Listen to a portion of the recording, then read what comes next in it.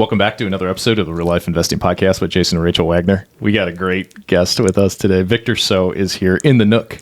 Yes. In the Nook. Victor, what do you think of the studio? I love it. I mean, it looks professional. It's in your master bedroom. I thought that was super cool. You guys could film podcasts all day. But no, super grateful that you would have me out.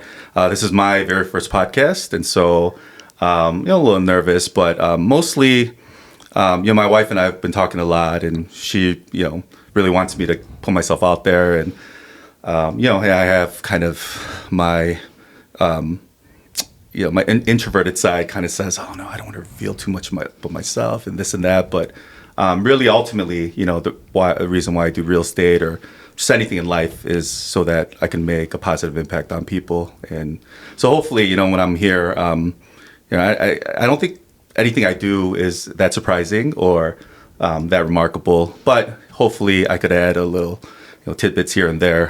Dude, you're totally an interesting guy. That's why you're sitting in that chair. Yeah, I'm like sitting here, like the little things that you do. Like Jason was just telling me, you do a lot of things, actually. You're not just a real estate agent, but you also have your lender's license. Yeah. You're also a pharmacist. You're also an investor.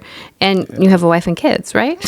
He also has a radon company. Oh, that's right. Yeah, you told me that too. He also rents out his trailer. Like we rent out the Cybertruck. He rents out the trailer and like leases it to families for short-term vacations. Yeah. And I used to rent out my second car on Turo as well. So I remember I did that for a while. You told me that like for a period of 5 years, you bought one property per year. And like 6-7 years. Pretty much. Okay. Yeah, he's not very impressive. I know. Okay. When Jason was telling me, I was like, well, what topic are we going to talk to him about? That's a lot of things. Well, and here's what's fascinating is that Victor, I think this is only really the second real conversation that we've had. That's right. Yeah. Between you and I, like I think we met at the last Christmas party. We knew of each other, right? We'd been following each other on social media for a while, but it was when we were standing out on the sidewalk that I think that was probably one of our first like real conversations, right? Yeah, that was. So this is really like conversation number 2. Yeah, super cold at night, late night. We're just talking about random stuff. Yeah, politics, like just. We went into everything. Wow! See, this is great. Good, I'm excited. So we've been kind of shifting out some of our books per the guests, and we did put a Vaccines Amen book on the desk here so that we could Rachel could probably put some tidbits on there because, well, with Victor being his pharmacist background and he does have an interesting viewpoint on some of the vaccines and stuff, right? So we've obviously done a ton of homework on our end. We've made some major family decisions based off of vaccine policy, and then our conversation when we were out, in the after party on the sidewalk, just kind of chilling, it kind of led to one thing and another. But before we get there, like I wanted to say, for you to come on to a podcast, I mean, you obviously feel comfortable with the opposite side of here, right? Mm-hmm. It's and I kind of want to put that out there, which is I think is interesting, is that again, Victor and I have really only spoken, face to face. This will be our second conversation, but it already feels so warm. Oh, you know what I mean? Yeah. It already feels so warm, like because we follow each other on social media. He's a guy who's just he's out there creating content. It's great content. He's helping people invest. He's helping people buy and sell, traditional homes. I mean, this is a guy who's extremely transparent. And it already feels like we've known each other, like we've had a personal relationship for a very long time. Yeah. So I just wanted to throw that out there because I think that's the true power of social media and having colleagues that are in the business that do the same things as you do. And if you start to put yourself out there and create the stuff and then, absorb the comments, we were just talking before we went live here about, a video that you made about this park in Elk Grove Village. And what happened with this video? Tell me about it. Yeah. So, I mean, it was, so to premise it, my, Jason knows this, but my wife actually has some health conditions she's going through. So basically, a couple months ago, we were on a road trip to Atlanta, And as we're coming back, she's like, "Oh, I feel a little gassy." And so us being the she's also a pharmacist as well. So Okay. we're both like, "Yeah, let's just hit you with all these meds, right? Like, Gas X and like the heartburn medications, Pepto-Bismol, like everything." And nothing was working. Eventually we found out that it was appendicitis. She had to get admitted to the hospital. She was in there for a week, but they said they couldn't perform surgery on her because it was too inflamed, and the appendix there was the abscess there that was infected, and so basically they had to drain that abscess first. And her surgery is actually tomorrow, so we're crossing our fingers here, praying that God makes everything go smoothly. But yes, but basically she's been at home with a tube in her stomach. And I think it was 2 weeks ago, we decided, hey, she was like, I'm cabin fever, like I need to get out. And so she's like, yeah, I heard about this cool park in Elk Grove Village. Should we head over there? And she'll just we'll watch the kids or our daughter play on the splash pad. There's like a free splash pad there and a huge playground. So we go and I filmed this content. I'm like, oh, this is like a gem of Elk Grove Village. And I just made a quick video, posted it. It got like 150,000 views. Well, great, and then people started following me, gained maybe a couple hundred followers. Well, great. I guess this is what I need to do as, a person who puts out content, things are going great. And then maybe a week later, I get these like threats, DMs and just comments, people saying, I live in Prospect Heights. And so, should we come to Prospect Heights and, blow your community up? How would you feel? I made a video on Prospect Heights and all these people came, and I think one guy was like, yeah, you're actually making our parks ghetto, I'm like, I don't know what that means, but I don't know if that's supposed to be some racist comment, what it is, but he's like, influencers like you shouldn't be making videos about our community, stay out of our community and this and that. And so, yeah, I texted Jason. I'm like, hey, Jason, you put out a lot of content and, some of them are controversial, and whatnot, but what should I do? And you're like, hey, go harder, man. Make more content. Forget the haters, And I was like, you know what? Yeah. I didn't engage with those people. Obviously, I reported those comments.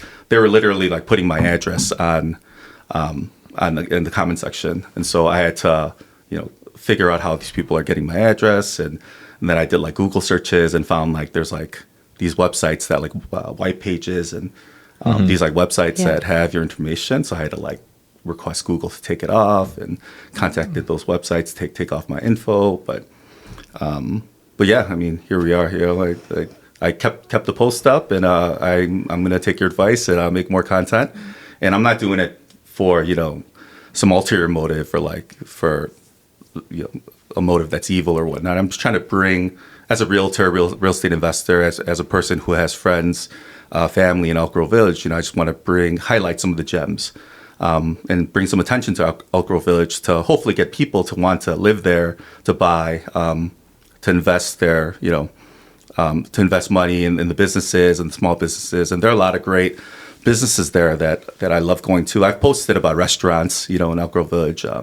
My favorite brewery is in Elk Grove Village called Microphone. And so it's not like I just came out of nowhere and like, guys, like there's a free park and all you parasites out there, let's take advantage of this and suck the life out of Elk Grove Village. It's not like that, It's totally and the insane. Fact that people would assume that is actually kind of crazy. I mean, it's totally insane. Yeah. It's totally insane. Yeah. I take the kids to parks in different towns all the time. Yeah. I mean, because there's really amazing parks in the suburbs. So, I mean, you're not alone in doing that. There are some tremendous parks, and honestly, the one that he posts about it makes me want to go there. Yeah, like it's awesome. Yeah, but are we not allowed there? Like we don't live there. Right? Yeah, it doesn't make any sense. Of course, it's free. It's a free park. It's a public space. Anyone can go there. Yeah. And I put on there, it's a free playground. And I meant obviously free admissions. But someone was like, "Is it really free?" I'm like, okay. I mean, I get it, taxpayer dollars and all that, but it's just as free as any other beach or park or playground, whatever taxpayer you go to. Dollars. I mean, come to Prospect Heights, come to Arlington Heights. Here's the reality: is that no matter what you post, somebody is going to be pissed off. Yeah. Somebody is going to Rachel. You have to see this video. It is literally It's him panning of a park. He doesn't say anything. Like I don't think you hardly have any captions. It just says Elk Grove Village Free Park or something like that. And there's nothing wrong with the video. It's like insanity. But it's a perfect example of just no matter what you post, somebody's going to get pissed off. And so if you just have the mindset of like, you know what? There's probably going to be of the 100,000 people that saw that. Mm-hmm. There's going to be 2, 3, maybe 10 people that get pissed off. Yeah. Like less than 1%. It's a very small percentage. Yeah. And who cares? Mm-hmm. And who cares? Yeah. And so what you don't want is because it's always the loudest ones. It's the loudest ones that think they have, they think they have the majority, but they don't. Mm-hmm. They don't, but they're just the loudest people in the room. And, they're trying to fight for something that doesn't make any sense. And I feel like that's where a lot of stuff is kind of gone nowadays, where it's the loudest person in the room that is making the fit. Yep. But when you were to poll everyone else, no, we're on board with that video. That's totally fine. Yeah. And so it's like that with politics too, right? It's like you post something and people kind of misconstrue what your intent and what you're trying to say.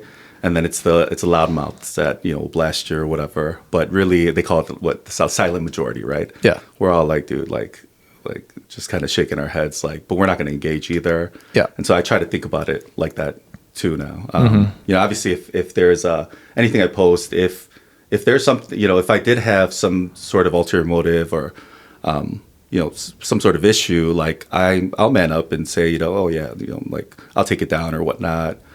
Or let's say, I don't know if my family's in danger or something, whatever, that'll take it down. But at this point, content's content. I'm doing it in trying to be purposeful with it and trying to bring awareness to these cities that, I want people to live in. And so decided to keep it up. It's great, man. Yeah. That's great.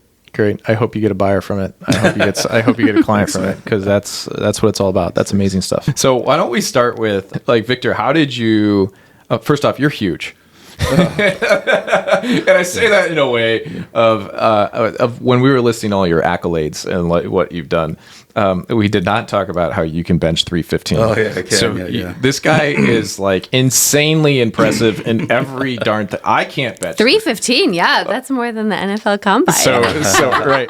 Yeah, Rachel is now aware of how much regular men can bench because of viral video. Because of what? Yeah. We had created. I saw that video. We had created a viral video of 12 of my buddies doing fantasy football, and we were bench pressing for draft position.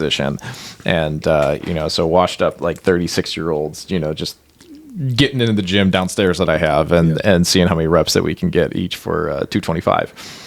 And so this video blew up, 5.5 million views. Crazy. That's a lot of people. Yeah. And Rachel started looking at me a little differently when she was like, "Whoa!"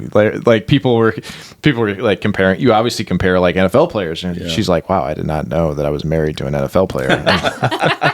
Yeah, babe. Yeah. But does your wife know that? You should let her know. Yeah. Well, I mean, she's just, it's just numbers to her. She has no clue. But when you all right, so the amount of people that can bench 225 is, I don't know, maybe 10% or so, maybe 1%. I don't know. Maybe less, yeah. Yeah, maybe less, 1. Yeah. Maybe 5% or something. Mm-hmm. But the amount of people that can bench 315 is an even smaller group. And I think that's the 1%. Yeah. So dude, how'd you get into lifting, or how did you get into the fitness stuff? And I've always kind of been into sports, always lifted, exercise, all that. So actually, fun fact, in high school, so I went to Niles West High School, and I played volleyball. At the time, I was an all-state volleyball player. So I was actually, you were all-state volleyball player? Yeah, I was an all-state volleyball player. So I was I was an outside hitter, top 12 in state by the Sun Times, and I think I was honorable mention for the Tribune. That's top 18 or something like that. That's cool. Yeah. Still not impressive. I know. Yeah, so I was doing that. It's funny. I went to pharmacy school too in the first place, because I always thought that I'd be, I was the biggest jock, and I thought, kind of a head case. I didn't think that I would be able to study and go through pharmacy school and all that. But anyways, I was always interested in the working out aspect. I've been consistently doing it, but maybe in the last few years, I was just I just turned 40 last year. I'm about to turn 41, and I'm like, man, I want to be the strong. Let's see how strong I can get, because they say for every like year that you don't work out, like you lose like 1% of your muscle mass, right? Something. I'm like, oh, that's not going to be me. And so in 2023, I think I'm gonna just eat a lot, gain a lot of weight, and just work out like crazy, just like power lift, And so I was like trying to squat like. I was squatting for 4 plates, trying to get to 5. I would, I was just in the gym every day. How much is 5 plates? 5 plates. What is it? It's 11 times 45. So is that whatever that is? 495? Yeah, something like that. Yeah. But yeah, so almost 500 pounds. Yeah, so I was trying to get super strong. So I actually gained like 20, 25 pounds in the last few years, and then I was able to hit 3 plates, maybe a couple of years ago. But how many times can you put up 225 in that video? It was up 14? Yeah, I did 15 in that video. 15. Yeah. I'm pretty sure. See, 3 plates though, I feel like is there. I mean, of course, the physical, like strength, all that stuff is important too. But there's a mental aspect to it. And I feel like sometimes, when I'm benching, I can't put up 2 plates, 14, 15 times. But I'll be able to do the 3 plates, right? So it's like there's a mental aspect, there's an endurance aspect to it, there's a strength aspect to it. But I'm pretty sure once it clicks for you, you're going to get it. You're pretty close. Yeah. What's your max now? Well, I never have a spotter, so like I could do 275 3 times. I could probably do it 4, but I never try for it, Yeah, like the getting from 2 plates to 275 was the biggest hurdle for me, and then the next hurdle was getting to 295, then 305, then 315, which is 3 plates, and so I mean I think you're right there. You could probably do it if you just turn on a switch. Yeah, and maybe if it's not like 4 a.m. because you work out super early, right?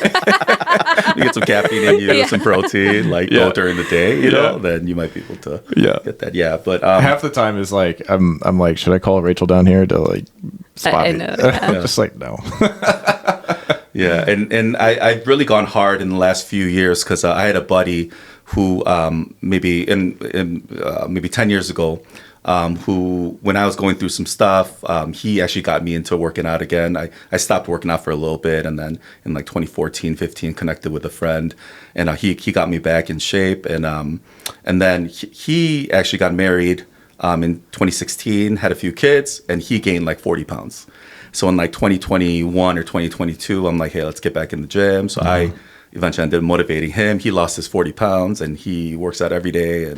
And so we've just kind of motivate each other doing that. But my next, I think, step is I think I'm done trying to get stronger. I don't know, my joints hurt. I actually do train in Brazilian Jiu-Jitsu as well. Too, yeah. And so, it's taken a toll on my body. So I think my next step is to just get super lean and agile, maybe do some yoga, get flexible and, not put too much pressure on my joints and my bones anymore. So, we'll see what happens. Though. Yeah. But, it's kind of my fitness journey. Would you ever do 75 hard? I saw you guys do it. Oh, my.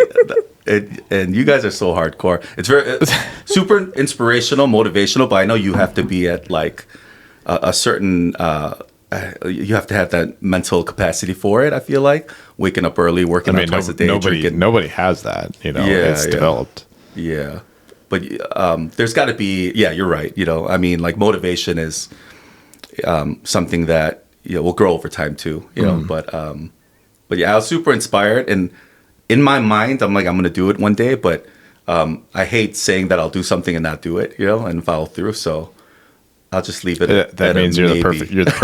He's the perfect candidate for it, isn't it? Yeah. But highly considering it. Yeah. Considering it. Give it a shot, man. It's not give it a shot. You do it. Just do it.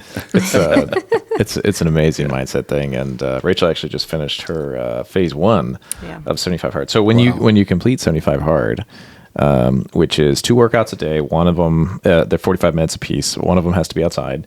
You cannot have any alcohol, cheat meals. You got to follow a diet. You got to take a selfie. You have to read 10 pages of a book. You have to drink a gallon of water. Am I missing something else? No. And then if you complete that for 75 days, you're going to want more if you did it right. And then you go into phase 1. So phase 1, which is 30 days of basically those same tasks, but they throw on some additional extracurriculars, which is 5 minutes of a cold shower. So Rachel just did that. 30 days straight. 5-minute cold showers. 10 minutes of visualization. Yep, 10 minutes visualization. And then you have your choice of 3 critical tasks, right? Yeah. And what were some of your critical tasks that you chose? My critical tasks this time were empty and load the dishwasher every night before bed. Review my planner every night. So I would kind of reflect on what I did that day and then plan for the next day. So it was kind of fresh in my mind.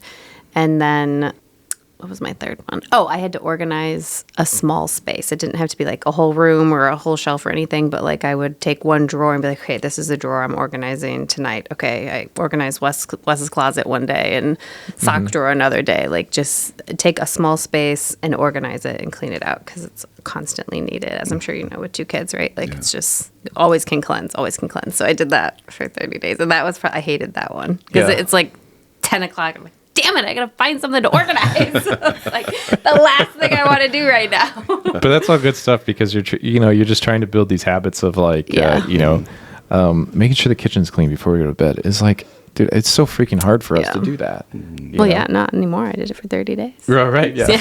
Do you guys do stuff like that at home where you're the kitchen has to be clean before we go to bed type thing, or? Well, my wife just likes everything clean, right? And so she's just got that natural ability. Yeah, she's just, and so in the beginning, so we've been married, 9 years now. In the beginning, that was difficult because to me, I don't care if the kitchen's clean or not. I'll clean it as we go, or I'll vacuum as we go. But for her, everything needed to be very clean, and that's how she was raised. And so us kind of meeting in the middle, it took a while, So now we have our tasks, laundry I do, anything that's a little messy, dirty, I'll do, taking out the garbage, clean the gutters, just anything that, is, anything that's unclean or dirty or whatever she'll have me do. You're kind of pretty handy, aren't you? I didn't think that I was. Some people say I am, but the thing is, I when early on in our investing, when I was house hacking all these properties with my wife, I would just look at YouTube and read blogs and things, and we'd fix up our own stuff. But when you start DIYing, you see all your mistakes that you make, all the infirmities, right? But my wife would be like, "Oh, it looks fine," put some caulk over it or whatever. You know? And but my wife is actually more handy. I remember when we used to date.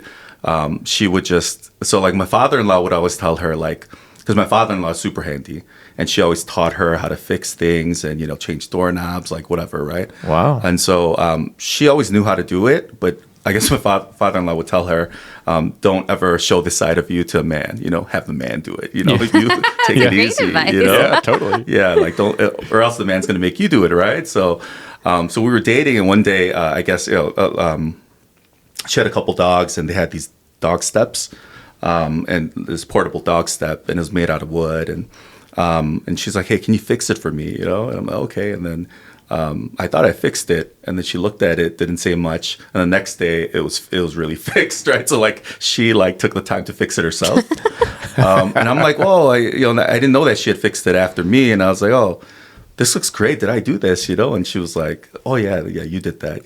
But I think later, several months later, she's like, "No, I just took care of it."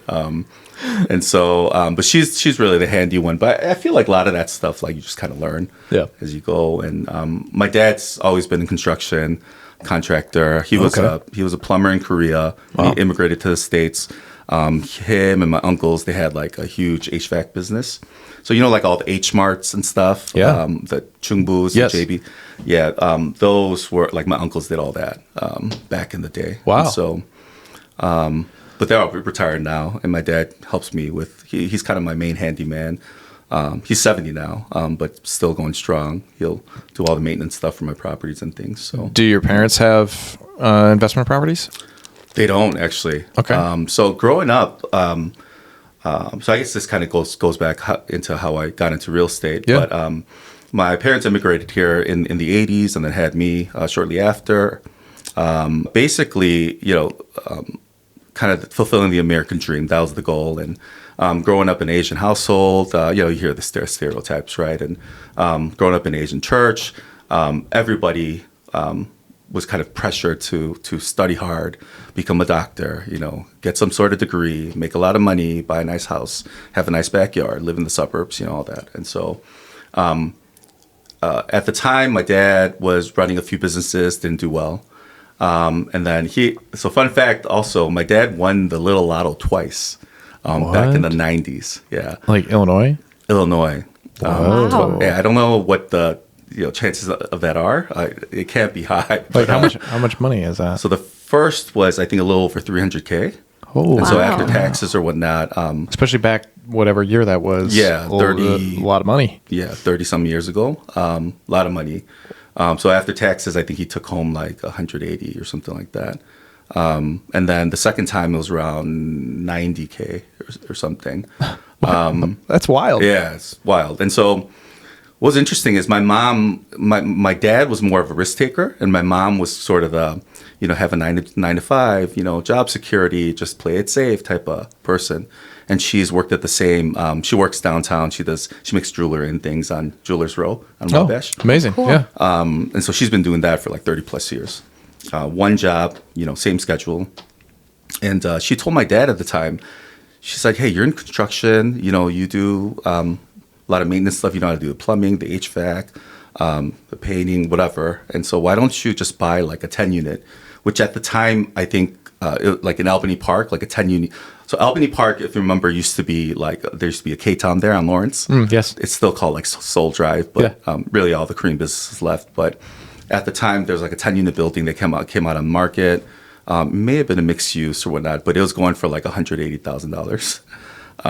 And my mom's like, you should buy something like that, and then you manage it, and then just sit on it, And my dad's like, no, I gotta go big, And so I think he invested in like businesses, stock market, and whatever. Lost it all the first time. Whoa. Gosh. Yeah, lost it all.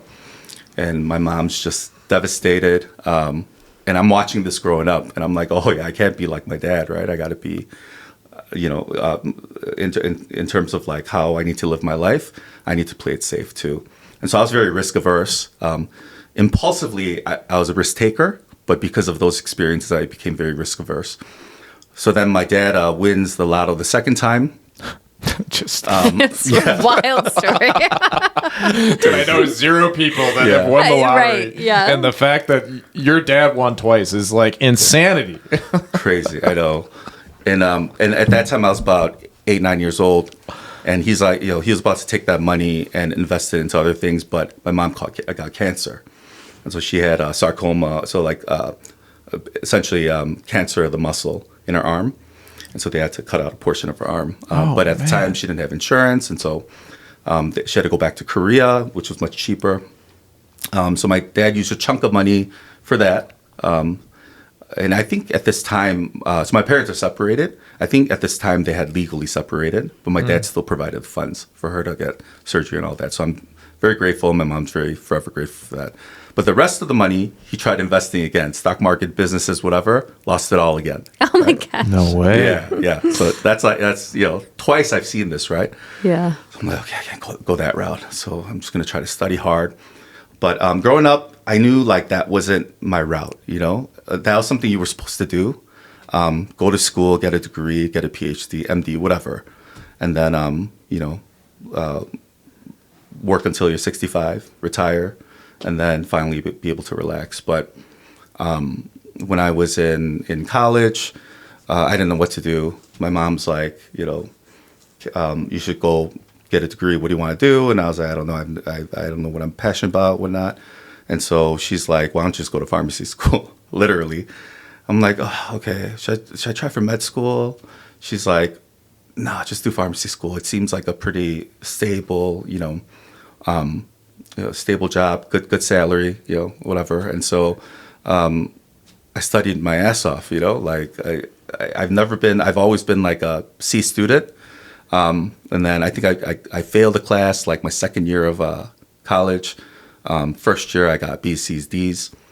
But from my third year in college, that's when I really started studying. got my GPA. You know, I was for the first time I was on like the dean's list and all this, and then applied to pharmacy school, got in, you know, and then went through a grueling 4 years of pharmacy school, and then graduated in 2013. So, and I thought, you know, okay, this is it. You know, now I'm gonna, you know, work for Walgreens, which I did for. Well, technically, I guess I'm on their payroll still, part time, although I never worked there. But Really? yeah, I mean, I'll cover for my buddies, my pharmacy manager friends at Walgreens. I've covered here at this one. Really? In Arlington Heights. And Oh, man. just different things. But yeah, in 2013 I graduated, and you know, I'm like, okay, I'm just gonna be a pharmacist for the rest of my life. And 3 or 4 years into it, I remember feeling so empty, you know, and I was like, man, I've sort of lived for everyone else, kind of, and I just did what I thought I was supposed to do, and I'm supposed to fulfill this American dream and things. But man, I want to try something that I want to do, and so real estate is how I was introduced to real estate by my wife, and it gets pretty interesting. I don't know. Should I keep going? Oh, yeah. What Yeah. happens? I'm like dialed in right Yeah. now. So Oh, you yeah. you keep going. you have captivated me. So I'm very interested. So keep going. I really thought about should I talk about this or not? Yes. And I don't want to make it too long. You know, it's already getting kind of long, but No, it's great. dude. We Yeah. got 2 hours, Okay. bro. Yeah. We're good. So 2017. So my wife and I, we started dating 2013. We met at church. We both happened to be pharmacists who just graduated, and we started dating. We both are working, and we're just like, you know, burnt out from because you know, for me in retail, it's probably the out of all the jobs that I've had, despite the pay, despite all that, it's kind of the most like. It takes a lot of grit to just get through. And I was a pharmacy manager for several Walgreens, and usually the most busiest Walgreens, 24-hour stores and things. And so really difficult. And for her, she was kind of getting burnt out too. So at this point, it's been 4 years since we were dating. 2017, Valentine's Day rolls around. Oh, man, you guys may love this story. But she goes, yeah, what are we doing today for Valentine's Day? And so I'm thinking, okay, I have, you know, some chocolate and some flowers ready. Just grab some dinner, you know, whatever. And she's like, hey, I want to take you somewhere. And so, okay, so we go, and we're like driving to like Downers Grove or somewhere, southwest suburbs. And we end up at a hotel, and she goes, yeah, we're going to attend the real estate seminar, right? Oh, what a date! Yeah. Oh my gosh. So I go, okay. And so she's always been kind of fans of, you know, Chip and Joanna Gaines, HGTV, and Yeah. all that. And you know, over the years, we just kept on talking about how burnt out we were. Can we do this for the rest of our life? Like, what other options are there? So yeah, I mean, she was like, I think in her mind, she was like, oh, you know, everyone that watches HGTV, we're just going to buy some ugly houses and make it look beautiful, and like that's going to fulfill her. And so we go to the seminar. And if you listen to Bigger Pockets, right, you hear about these seminars, right? You go for a weekend, and it's $99 for this free seminar or whatever. And then you know, go to the following weekend, come to this other seminar that's a couple grand, and then go to this other seminar and it's like 15 grand, right? So long story short, Which seminar did you go to? we went to all three. We went to all three. Was it Andrew Holmes's? No, it was it was called Success Path at the time. It was with like the advertisement was like Tarek. Tarek and Christina? Yes, Christina, yes. Yeah, Tarek it was and actually Christina, like HGTV stuff. Yeah, Okay. but I mean they never showed up. I think they Right. came to one of like the final seminars. They just showed up, like said hi. But really, they were just the face and cover, and probably getting like royalties on the side. But it wasn't really their seminar. It was a bunch of other people teaching courses. Yeah. But you know, we did it. We went. I'm like, oh wow, this is so cool. Flipping and wholesaling and well, bird dogging. What's that? You're driving for dollars? Wow, that's crazy, you know. And so we went to that, and then we got hooked, and we went to the third seminar.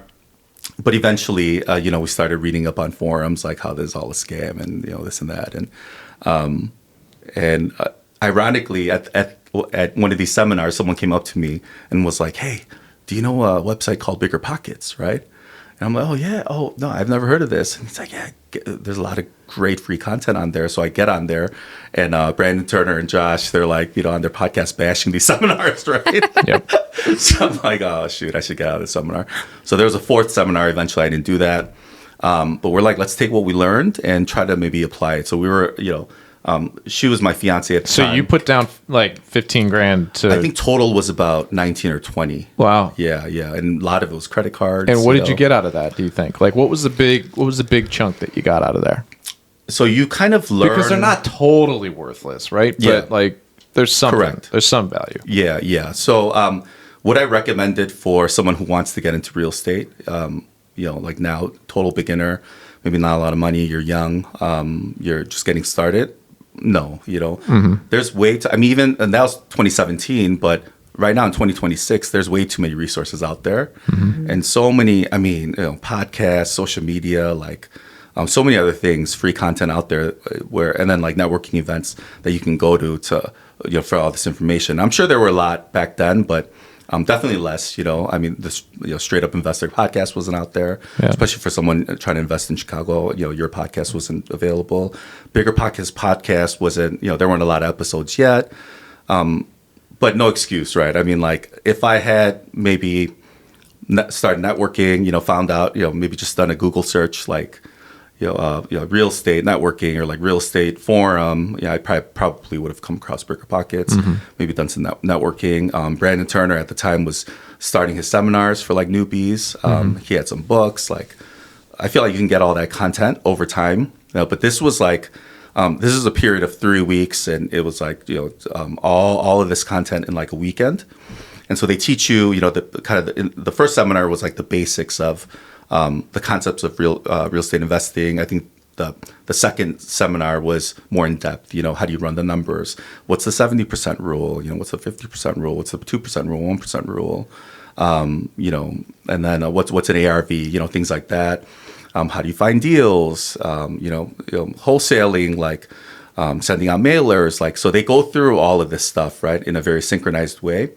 But they kind of do it in a way where, like, I don't know if it's like, I kind of felt, I kind of felt coerced, maybe. Like, they do it in a way where it's like, you have to do the next seminar, pay this amount of money to get even more value. And if you don't, if you stop now, like, you're not going to make money and you're not going to be able to succeed in real estate, right? Yeah. So I'm very kind of torn. So you do learn stuff, but I feel like the methodology of them, charging, and then, basically they tell you, oh, you don't have money? It's okay. Just open up a bunch of credit cards and then, expand the credit limits and use that to put money down. And then, oh, you have all this debt, then you got to go harder, right? You have to do more seminars and buy more stuff so you could pay off that debt. And it was kind of, felt a little manipulative, felt a little cultish too, So there's definitely, I don't want to look back and be like, man, like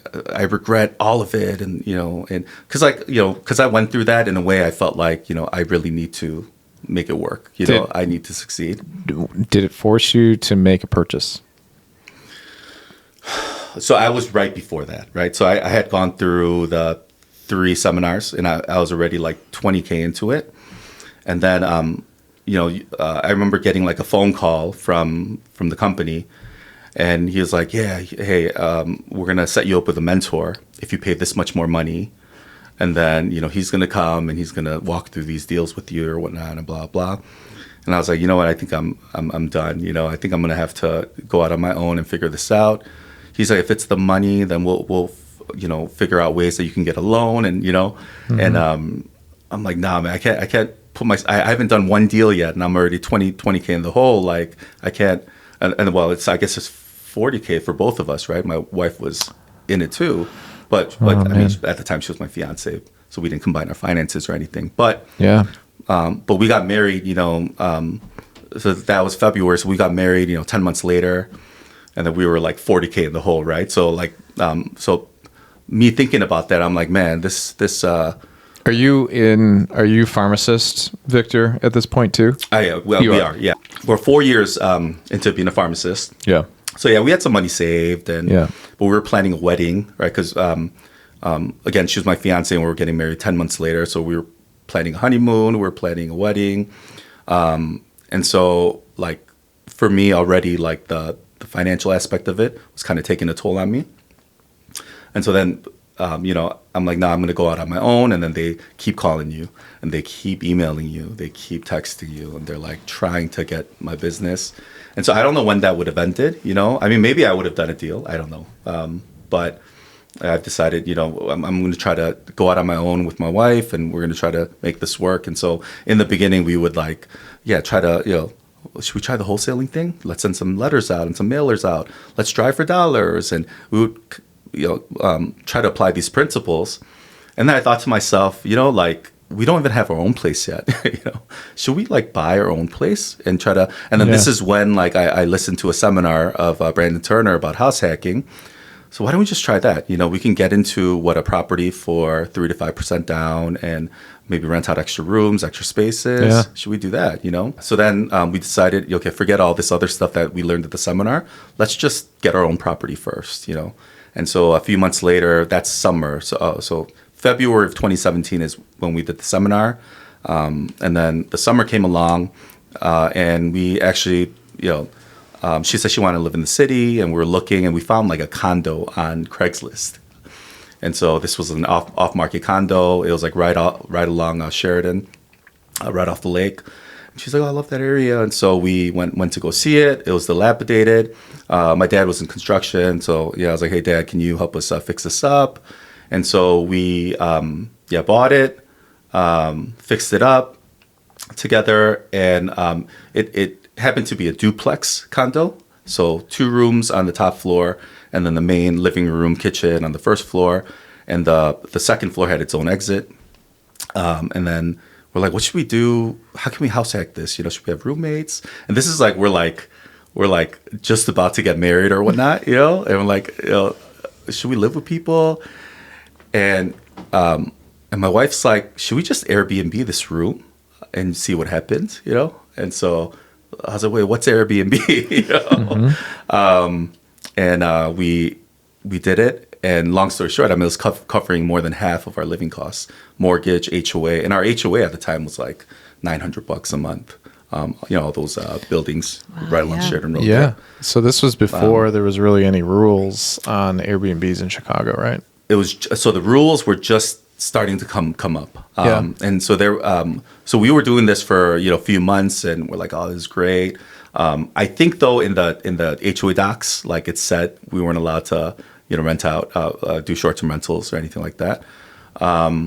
But I mean, you just did it. We just did it. Yeah. Kind of test the Don't boundaries. ask for permission, just ask for forgiveness type thing. Yeah, that's exactly. Chicago. All right. Don't bring attention. Just kind of do it. Just do. Yep. And then we get this letter in the mail, and it's from Airbnb and the city saying that there's apparently this thing called the prohibited buildings list, where if anyone from the HOA puts their name on this list, then your building automatically gets banned from doing Airbnb.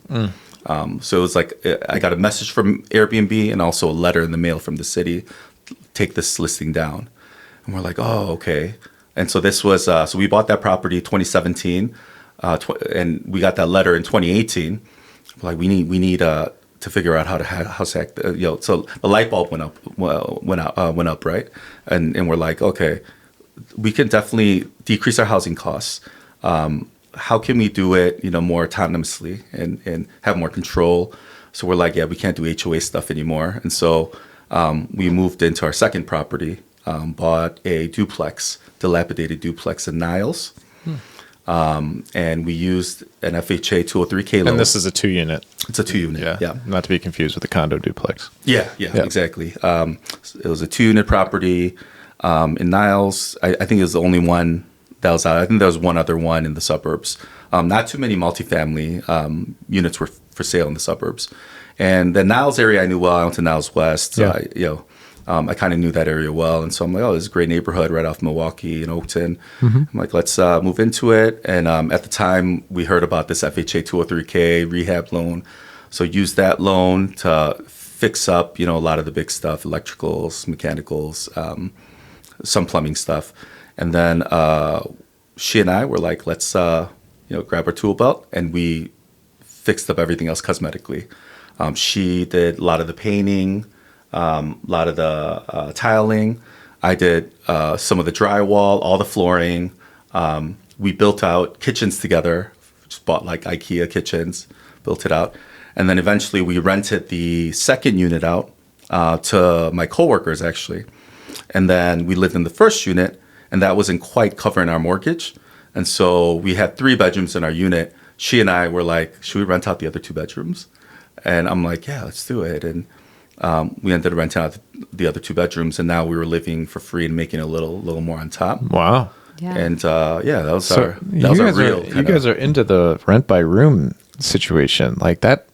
Mm-hmm. That's kind of like gotten popular now, but you were kind of like on the forefront of that. It seems like. Yeah. Now there's companies like Pad Split, and then there's like these. I saw them on social media, but like these entrepreneurs, they were on Brandon Turner's podcast and Burger Pockets.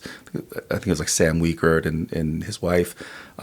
And they now label it's co-living, right? It's not rent by room, but it's co-living. And so there's like how much do you rent a room for nowadays? So, at the time I started, so this was 2019 when I bought that duplex. Because we bought the duplex in 2018, but the rehab and everything took a year because it took like 6 months just for permits. But that's a long story too. I was going to ask about the 203K experience, but we can come back to it. Yeah, well, yeah, it's okay. We could definitely get into that. I would not. I don't know if I would recommend it for a beginner. Yeah. But if you're prepared, it's just so slow. It's so slow. It's everything by the book. It's. And you need real good referrals because you're working with like a consultant, you're working with a GC, and then there's a draw administrator. There's so many different moving parts and different people involved that you really want people who've done it before, and who are willing to, and especially if you're a first-time home buyer or someone new to this. And usually, if people who use a 203K loan usually ends up being like a first-time home buyer, right? Yeah. Because after a while, you're kind of using your own funds. But if you don't have funds for rehab, this is great because they include the rehab costs and your mortgage and things. So, but you need someone to really like, handhold and guide you. But I didn't have those people, so that was very difficult. And he was very disengaged, and the contractor was actually giving me. Now that I think about it in retrospect, a lot of kind of misinformation, and he was trying to make the next buck or make the most amount of money instead of really thinking about what I needed at the time. But anyways, we could go through that. But at the time, I was renting the rooms in my unit for $700 a month, and so $700. Yeah, and this was 2019, right? And so for a room. Yeah. I guess for a 1-bedroom. Yeah. That's like, What's crazy about but that? it's like you coexist in the kitchen, right? In the bathroom, like it's like you have roommates. Mm-hmm. Yeah. So the layout of this room was there's a back door and a front door, and the kitchen and one of the rooms is on the back side. Mm-hmm. So we would be in that room, and then there were 2 rooms on the front side with a bathroom. And so we would rent the 2 front rooms. But eventually, I remember my wife thinking, man, I don't want to share my kitchen with other people. So we actually put like a curtain up in the kitchen. So we only used the kitchen. And the guests at the time only had access to the living room and the bathroom. So they weren't even using the kitchen. But they weren't allowed to. They weren't allowed to, yeah. Oh, it was part of the lease. Oh, so they had to like dine out all the time, or so usually it ended up being so people. What I realized at the time is a lot of people want to travel to Chicago on a budget, and a lot of people who do travel to Chicago, they're not looking to just chill, hang out at the Airbnb, right? They're looking to go to the city, explore, do the architecture tour, Willis Tower or Sears Tower. It's still Sears Tower. Sears Tower, Sears Tower. Do all that stuff, right? Navy Pier. But and so when I realized that, I'm like, okay, let's try it. Let's take this amenity out of the kitchen, and it's totally fine. People would just DoorDash, and many of them wouldn't even stay in their rooms. They would just be out all the time, and so it didn't really feel too intrusive. And my wife loves her kind of space, and she likes her privacy, but she said that it wasn't that as bad as what how she thought it would be. And so 2019 we started doing that, and we're like living for free. we're able to save some money, pay off some debt, and we're still working our like 9 to 5s. And what's crazy about that now that I think about it is like we would work our, pharmacy jobs and then we'd come home. So like 9 to 5, and then from like 5 to midnight, we would just renovate, right? During that time. Yeah. Yeah. And we'd be like, at midnight, like painting, have a glass of wine, order some pizza, and we'd be like laying floors and stuff. Wow. But eventually, in 2019, my wife gets pregnant. And so she's like, we should move because we can't share spaces with people, right? And so like our type of house hacking kind of has evolved over time. So in the beginning, we were just sharing spaces. And eventually, she told me when we were at the Niles place, she says, every year, she's like, I'm okay with house hacking, but every year there needs to be an upgrade. Right? Nice. There has to be something a little better. Yeah. Yeah. So I'll do it with you. And she's like, I trust you. And we're going to, I know you really believe in this real estate stuff. And I'll do all this house hacking stuff. But every year there needs to be incentive for me. So when she got pregnant, she goes, I don't want to share spaces anymore. So then we start looking in, here and there. And then in Norwood Park, we find this duplex with like a finished basement. We bought this duplex. So we actually end up living on the first floor for this duplex. There were 2 rooms in the basement. And then a second unit. We rented out the second unit. And and because I've been renting by room at this Niles place, I'm like, instead of renting the entire unit, which at the time, it was like a move-in ready unit, but wasn't renovated. I didn't think I could, command high rents. So I'm like, what can I rent these bedrooms for? There were 2 bedrooms on the second floor. I actually, and then, I thought to myself, I could probably get $700-800 for the room. But I'm like, what if I made a 3rd bedroom? So I took the living room and I actually converted it to a bedroom. Oh, okay. Yeah. Made a closet. Put a door up. Nice. And so I was getting $800 for each bedroom. So Wow. it's $2,400 for that unit alone. Versus what the long term would be. Man, I think at the time I probably could have gotten $1,500 maybe. Yeah. Wow. For that unit. Yeah. Extra 900. Yeah. Awesome. And then the basement, there were 2 bedrooms. And so I was renting those out for $800 as well. So just from renting out rooms in that building and us having our private unit now instead of, sharing, we're getting $4,000 in rents. Yeah. Wow. And are these leases that you're signing, are they like a year? Yeah. So, or month to month, or 3 to 6 months. It depends on, so when you rent by room, the kind of clientele or your tenant base is a little different from long-term renters. You have people here, and during that time, and this was 2020 when we bought that duplex, right? And is it furnished, I guess? It's furnished, yes. Okay, you're furnishing the room. Yeah, put a couch. I would put, bed. So every room would have a desk, chair, nightstand, bed, and some picture frames, right? And before I used to put TVs, but people would just break the TVs, so I don't put TVs anymore. You can bring your own TV. Don't watch stuff. Now people have laptops, iPads, and stuff, so no one really asked for it. But at the time, I would furnish it, just very basic. And then my wife and we would do all the cleaning and things. But what we would initially do is we would list things on Airbnb. And then, and so we would do like a mix, right? We would put all the listings on Airbnb, and then some rooms would be like short term, other rooms would be midterm, but other rooms would be long term as well. So I've gained long term tenants as a result of just marketing to all these different platforms. I would market on Airbnb, Facebook Marketplace, even Craigslist at the time. There's a roomies.com website where you can find roommates and things. So I would just blast it and then see what kind of catches. And I do something similar now. But once that the unit kind of turns into more of a, let's say, midterm type of clientele, then I'll switch it to midterm unit. I have that Niles property I have in the second unit. There's two bedrooms that's they've been with me like 2-3 years already. And so there's an extra bedroom there. So now I'm converting that to long term so that they could all kind of be roommates. But yeah, that's how I kind of started, renting rooms, just listing them blasting them on different social media sites. And when you marketing convert, sites so you're converting those two that are renting by room to become long-term tenants. So I guess, are you reducing the rent, or like, are you, because right now you're getting a premium because you're renting by room, or are you just saying, no, we're just going to take what you're paying now and make it a long-term? So if they book through Airbnb, Yeah. It's obviously way more expensive for them. Yeah. So I'm getting my $700-800 bucks a room, but they're paying $1,000. Yeah. $1,100, right? Yes. Yeah. Yeah. So once they're there for 5-6 months, a lot of them will just be like, "Hey, Victor, can we just work something out on the side?" And so then I'll do my full checks, right? I'll do the background, credit, like. Go through, send them my list of prerequisites. Your income has to be this, and I need references, like all this stuff.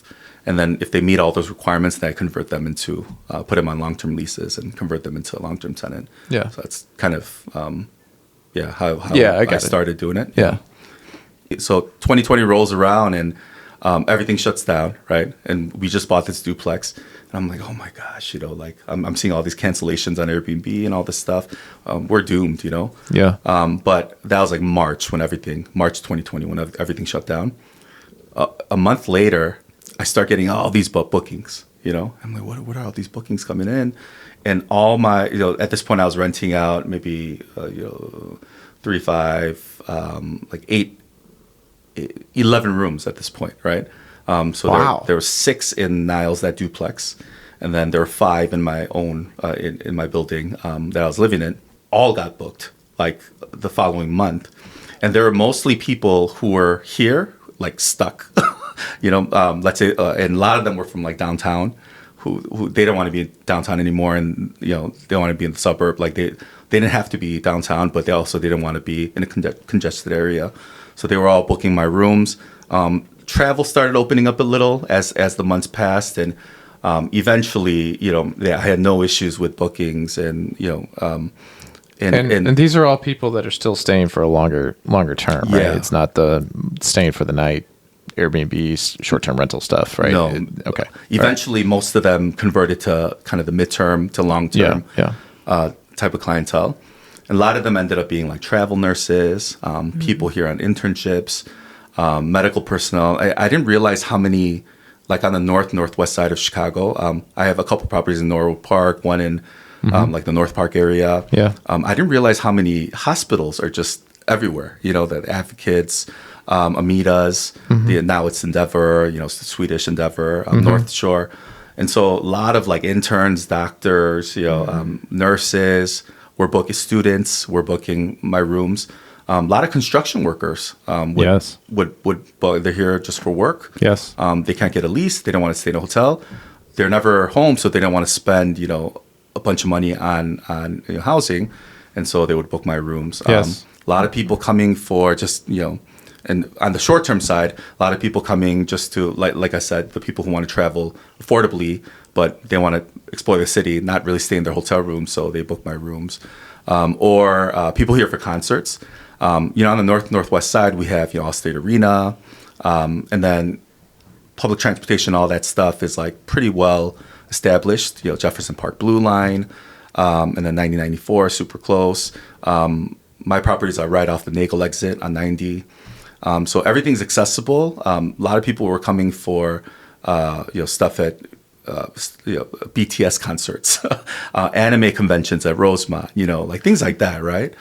And so I'm like, I think we have something here. And then also it's only 10 minutes away from the airport. But those are more like short-term rentals, right? Yeah. So I thought to myself at the time, I'm like, so I'm going to work the short-term side maybe. Okay. And get it booked, and then if I could convert these people to midterm or long-term, then I'll keep them, or right from the get-go, I may get long-term, midterm, and I'll just run kind of a combination of all three, Fascinating. Yeah. So that's kind of the model that I've kind of upheld. And then do you do all the turnovers and like?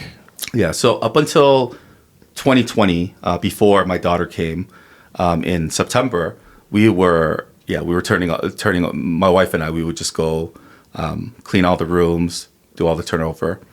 And then right along that time, I met my cleaner. I just went on a random, the Nextdoor app. Just went on. I need some cleaners. I'm trying to establish some sort of systems. And this my cleaner at the time was just getting started in the cleaning business, and so I just had her clean a couple of my rooms, and and nobody was cleaning rooms at the time. Like if there were Airbnbs or cleaning units. But I'm like, hey, I'll pay you this much money if you clean a room and just clean some of the common areas. Every 2 weeks or once a month, you do a deep clean of the entire unit, and I'll pay you this much. And we were just kind of playing it by ear. But she did an amazing job. She seemed like a very experienced cleaner, and my wife and I, we were totally pleased with it. So slowly we started giving her more and more rooms, and my wife and I started kind of pulling back a little bit. Fast forward now, I have like 11 doors across like 7 or 8 properties, and she does all of it. She does all the turnover for all my properties. I'm not involved in the cleaning aspect or the turnover aspect of it. Does she get an alert when somebody's coming in, so she knows that she's got to go turn that one over and that person's moving out type thing? Yeah. Like, is it pretty systemized there, or do you still have to contact her and say, hey, this person's moving out, can you go clean it? Yeah, so every day I check my listings and then see who's checking out and checking in, and then I just text her. Cool. These are the people checking out. So you're still pretty involved in kind of like the management, making sure things are getting done. Yeah, in the operation stuff. Cool. And of course, I'm still trying to figure out how I could pull back from that too. Yeah. And then when does the property manager come into play? Like how much, and there are a lot of people reaching out to me like, hey, we'll manage your systems and do this. Yeah. Well, we just want, 20% of your. Yeah. I mean, you already have the system. You have the system, right? You've already developed that. Yeah. And then does she like restock for things that are, if you run out of toilet paper? Yeah. So basically I have like an auto schedule on Amazon. So nice. Things get, so she knows that on certain days, these things are delivered to the property.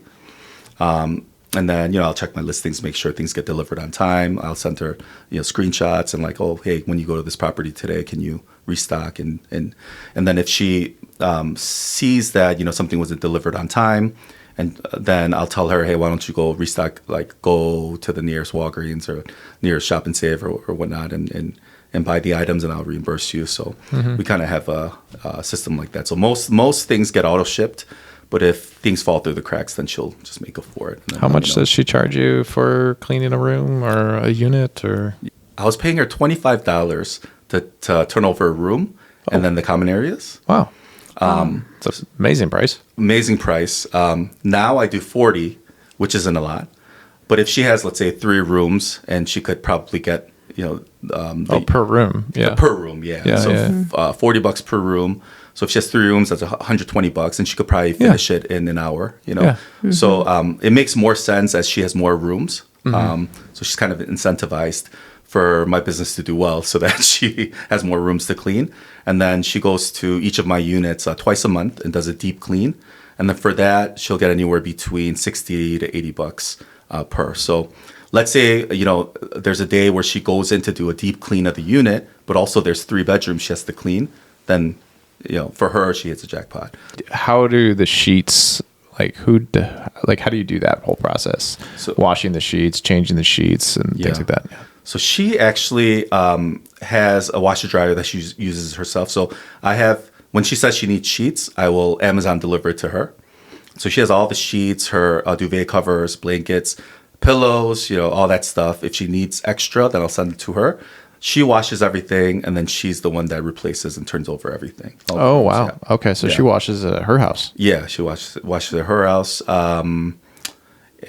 She says that she goes to the laundromat, like once a week. Yeah. And she takes all of her laundry and then takes all of, the sheets and stuff from the Airbnbs and just tosses it in. She calls it a day. Yeah. But pretty much, all the sheets, all that stuff, she takes care of it as well. Okay. So really on that side, the turnover aspect of it, I'm able to sustain it because I'm not very involved on that side. Mm-hmm. She really takes care of it. And in the beginning, when she started, she was doing it all by herself. But now eventually she had to have her husband, who was working in like auto detailing and things. She made him quit his job and then help her, turning over all my units. but because she's become pretty, people in the community actually know about her, so they have other jobs too, obviously, that they supplement their income with. But a bulk of their business are like my properties, and then they'll find jobs on their own. And then, she's just been too busy, so she had to hire. She has a couple other ladies that helps her, and then she's had to have her brother also quit. So it's like a family business now. And then the husband actually used to do a lot of landscaping stuff back in Mexico or whatnot, 15 years ago. And so he does all my landscaping now. For all 7 of my properties or whatnot, and so he does the snow removal, landscaping. So this family literally, wow, yeah, is like your property management. That's amazing. Sort of my property managers. And and if he's at a property and there needs to be like a doorknob replaced or something, I'll be like, hey, Jorge, can you just go replace it? So they're handy too. So he's kind of like your handyman, or do you have a specific handyman too? Yeah, my dad does most of the stuff. Okay. But if they're there turning over a room or doing landscaping anyway, I'll just be like, hey, this needs to be fixed. Can you just fix it? I'll give you $50 or whatever, and he'll just do it for me. So. I love how you offer the price. Like, instead of, how much is it going to be? Is that not what happens?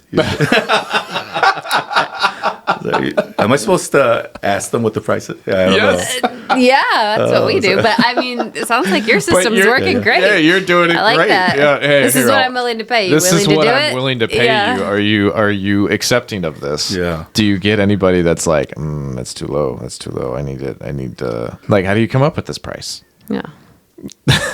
You know what I mean? Yeah. Or is that just your culture? It's like, here's what I'm going to pay you. Because that's a good question. American culture. When I first started working with Hispanics and the guys that were doing our projects, I was always like, what's the price? Yeah. And then they would tell me a number, and then I'd be like, okay. And then there was a couple times where my contractor would go to me like, Jason, why don't you like negotiate? Mm-hmm. And I was like, I didn't know you could. I didn't want to offend you. He's like, no. I mean, we tell you a price, and then like, if there's room for negotiation, but only if the other person recognizes that. Mm-hmm. If not, then I just make more. Yeah, I think that's a good point. I think my cleaners in the beginning, because when I in 2018 or 19 when I first met my cleaner, her name's Hilda. But when I first met Hilda, she was just getting started too. So I don't think she had a baseline for what she should charge.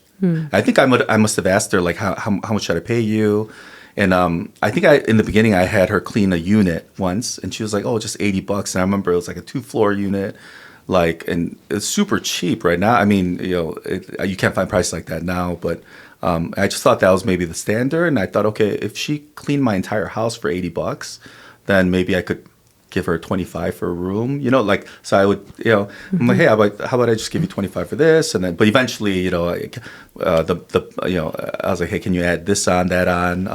I'll give you a $5 raise, so it went from like 25 to a room to, 30 to 35 to 40. And then if, I don't know, if she sends me a picture and said, oh, today, like, this guest left a mess and I had to do more of a deep cleaning. I'm like, oh, okay, thanks. Hey, I'll give you another $20, $40. And then she's like super cool with that. And I remember for my own, so my property here, my single family home that I live in, or primary residence that I live in, has a pretty big yard, and so I contacted Jorge. I was like, hey, how much to cut this lawn? And he's like, okay, I'll just do 40 is okay. And then he and his brother-in-law came, did the whole thing, and then I realized they spent like a couple hours on it, and they were working super hard, and I just thought it was not fair. So I'm like, hey, I'm gonna give you $50, because I think 40 is too low. And he's like, no, you don't have to. And I was like, dude, I'm gonna give you $50. So now I give him $50 every 2 weeks. I know other people charge more. And other like formal companies charge more, but that's just, I don't know, maybe it's because I've only worked mainly with this family and in a way people could see that as risky. What if something happens to this family and then I'm left with nothing? Got a lot of bodies there. I mean, it's like it's not like where it gets risky is where you got one person that's doing all of these different tasks. And if that person goes down, then who's the next person up? And you don't have one. But it sounds like you have a nice. Yeah, they're within one family, but there's a lot of them that are helping you. Multiple people. Yeah, that's awesome. And if something happens, I'll figure it out.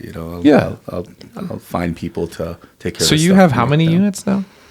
So I think it's 11 doors. 11 doors. 11 doors across 7 properties. That's amazing. Yes. And you did you house hack each one of those, or like how did you acquire all these? Yeah. So it's condo, Niles duplex, then Norwood Park.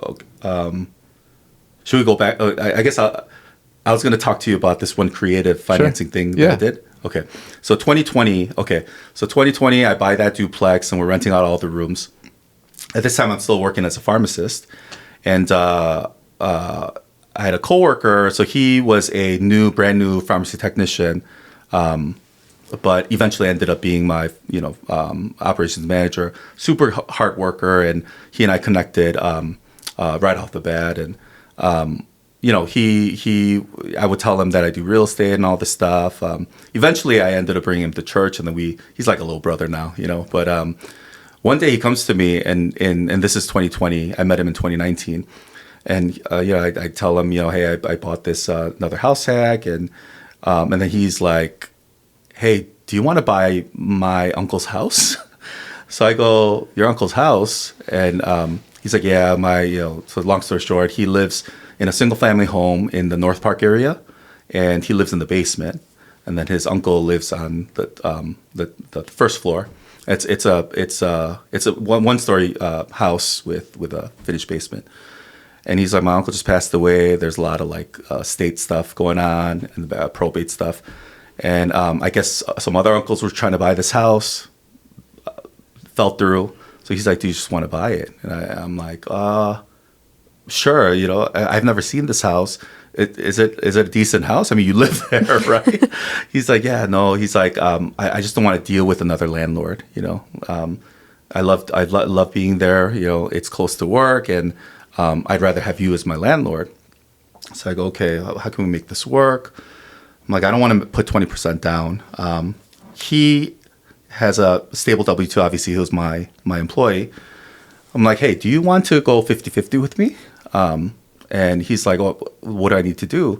I'm like, we'll go 50-50 on down payment. And the first thing he says is, Victor, I'm not interested in real estate. I don't want to invest at all. I'm like, no, okay, fine. But we're doing this so that eventually you could give me the property, right? If you don't want the property, you can give it to me, but we need to get into it together. And that's when I was realizing not everyone wanted to do real estate and bother with it. But I was like, hey, basically what's going to happen is we're going to get the loan under your name. You're the house hacker, so that we could only put 5% down. Beautiful, man. Mm-hmm. Yeah. Look at this. You already live there, so that works. I've never heard about this creative financing stuff at the time. But I'm just thinking in my head, how could we, I just came up with it. I was like, yeah, loan will be under your name. We'll go 50-50 on title. And eventually we'll do a cash out refi or whatever, and we'll refinance it into my name. But temporarily, this is how we're going to get in, because I don't want to put 20% down. And that house at the time was, it appraised for $210 or something. 3 bedroom, 2.5 bath, a single family home. And, okay, so, I mean, what's 5% of that? I mean, it wasn't a lot of money. I think plus everything with closing costs was less than $10,000. So then what ends up happening is, we get to closing, and I'm like, hey, how much rent, because if you're going to live there and things, I need to, in order for me to cash flow, I'm going to have to rent out all the rooms and also some of the rooms in the basement too. And, so we're going back and forth. He's like, hey, how about I just pay you rent? And I'm like, oh, okay, but you're an owner too. And, okay. Oh, so how much rent you want to pay? And he's like, you tell me. I was like, how about $500 a month just to rent the entire basement? He's like, okay. Because in his mind, I don't think he thought of it as a partnership. He thought of it as no, I'm still your tenant, and I'm trying to give you this house, and I'm trying to figure out how we can structure this. Yeah. So in the end, what happens is, you're paying me $500 a month. How about you put the down payment and closing costs down, which was I don't know, $9K or something like that, and then I'll just deduct it every month. So I actually got into this deal zero money down, like nothing out of my pocket. I got a property for free, essentially. Whoa. It's crazy. Where'd the down payment come from then? He put the down payment down. Oh, he put the 5% down. I thought you were going to split it though. We were going to split it. Instead of him paying me the rent every month, I'll just deduct it from. Oh, I see. Yeah. Oh. So he pays all of the down payment, which is $9,000, and then divided by 500 a month that he would pay in rent. And I don't know how many months that is. So I think it was almost a year that he got free rent for. I just let him live there. So I didn't have to come out of pocket. So he actually fronted the down payment and closing costs and lived for free for a year. So that's how we kind of worked that out. Yeah. I'm kind of trying to figure out timelines and. But the payment, but the monthly payment, was that covered by his 500 month, or how was the monthly payment paid?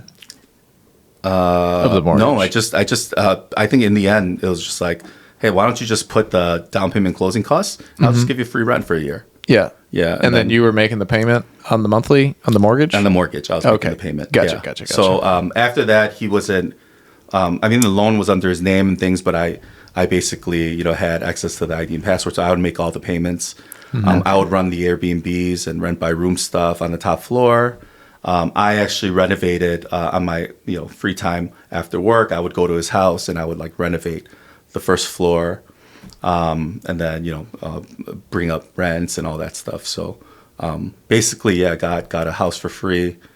He didn't pay rent for a year, and he got to stay in the home that.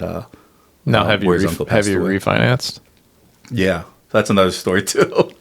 So my first cash out refinance was that property.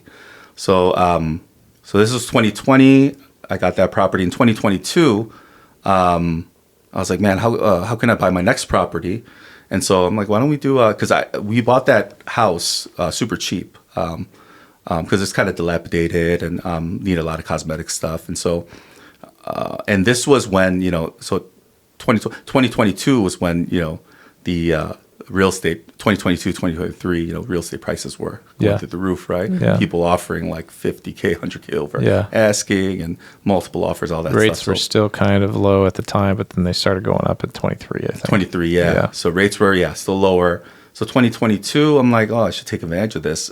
I bet this property would price for a lot. So I think I put 15K into it.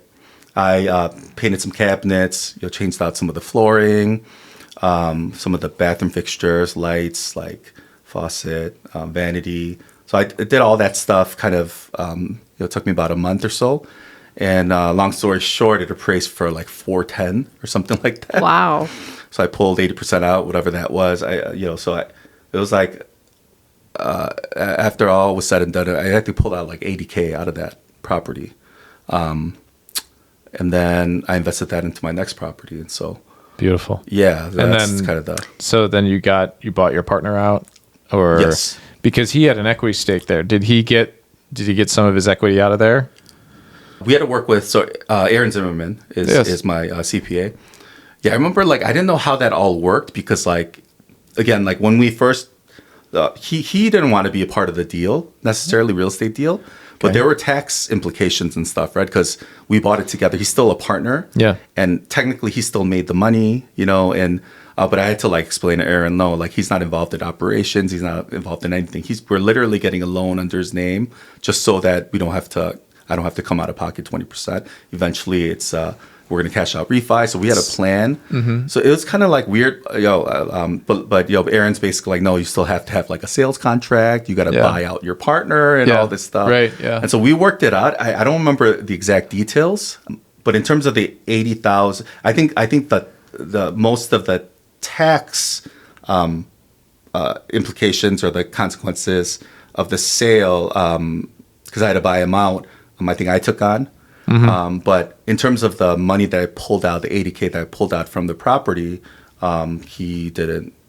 It just he didn't ask for it. So yeah, it was literally. Not as we're talking through it, I'm like, I should have probably given him half of that money, maybe. I don't know. Well, he had an equity stake, so I don't know how your title. Yeah. For operating agreements, for example, if you have a partner, you should really have an operating agreement that basically says, if you're, here's what the equity is, here's what your capital contributions are, here's what, who's responsible for the debt and whatnot, and things like that. So, I don't know if he is more of a debt position partner. But I don't know. But it's interesting because he only basically paid the down payment, right? And then you made all the payments going forward, and you put in all the costs for the renovation. But right? who gets the equity, and who's taking the risk, right? So it's it's very creative. When you said it was creative financing, you weren't kidding. It's very creative. Yeah. But ultimately, it's not that different than what you and I have done with our other partners. House hack partner. This is the same concept. This is the exact same concept. There's nothing different about what he has done versus what we've done with Brian and what we've done with Tim. Well, I think it is different because I think you were doing all of the management of the property. It was all of it, not split, and all of the investment going forward. The investment going forward came out of your pocket. It wasn't a split investment. So the 50 I put into this it partner to truly just Yeah. Okay. All right. So then, wanted to live there, but do nothing else. Yeah. Okay. Just wanted to be able to stay there. Yes. If your partner agreed, then, and you guys were on the same page of that, is that you ran everything, then you get the upside of the equity, and he's just, paying his rent. Yeah. And he front loaded that through the down payment. Yeah. So that, so that makes sense. Yeah. Right. It's so none of these things are clear cut, none of these things are by the rule. There's no rules. It's really. all about your own agreements. Yeah. And so you guys had that agreement, which was, we're going to partner on this property together. And because you live there, it offers better financing terms. I know you want nothing to do with real estate investing. So what we can do is front load your rent and make it the down payment, and you're still treated as the tenant while I manage and invest into the property, because you probably put in the money for the renovations. He didn't put in any of that money. No. Right. So now you're all of a sudden, that's the difference. Now you're all of a sudden talking about So the equity piece changed over it time, right? totally Because he put in changed. more money and more time, all the time, the time and all the money. Yeah. So it would be interesting if you did try to calculate that out, how, because he certainly would have probably gained some on as the property appraised. Yeah. Kind of. But it was forced appreciation too. So I don't know. It's interesting. Yeah. Yeah, And, so- at that time, I didn't know what, operating agreements and contracts, I had to do all that. It was just more of a verbal, it was hey, I want to live here. Yeah. And, I it's want you to brilliant. buy It's- it, so yeah. what can we do, Yeah, it is brilliant. So everything. Yeah. I suppose if you wanted to screw me over, I'd be screwed somehow, if he was a deceitful guy. But I had that trust in him, and we were pretty close. And so, and then now, and again, he's like a little brother to me. We go to church together and all this stuff. So it worked out. But now as we're talking through it, oh man, he really did me a favor, and I'm very grateful for that, and also our relationship. So it's making me appreciate him even more. I should call him after this and tell him to listen to this podcast. You should, and, take him out to a nice dinner. Right? Yeah, you should. Yeah. No, it kind of brings up a point of, it's just you couldn't have done that deal without him. We look at our situation, and we have 4 different partners on 4 different properties, and I could have never done any of those properties alone.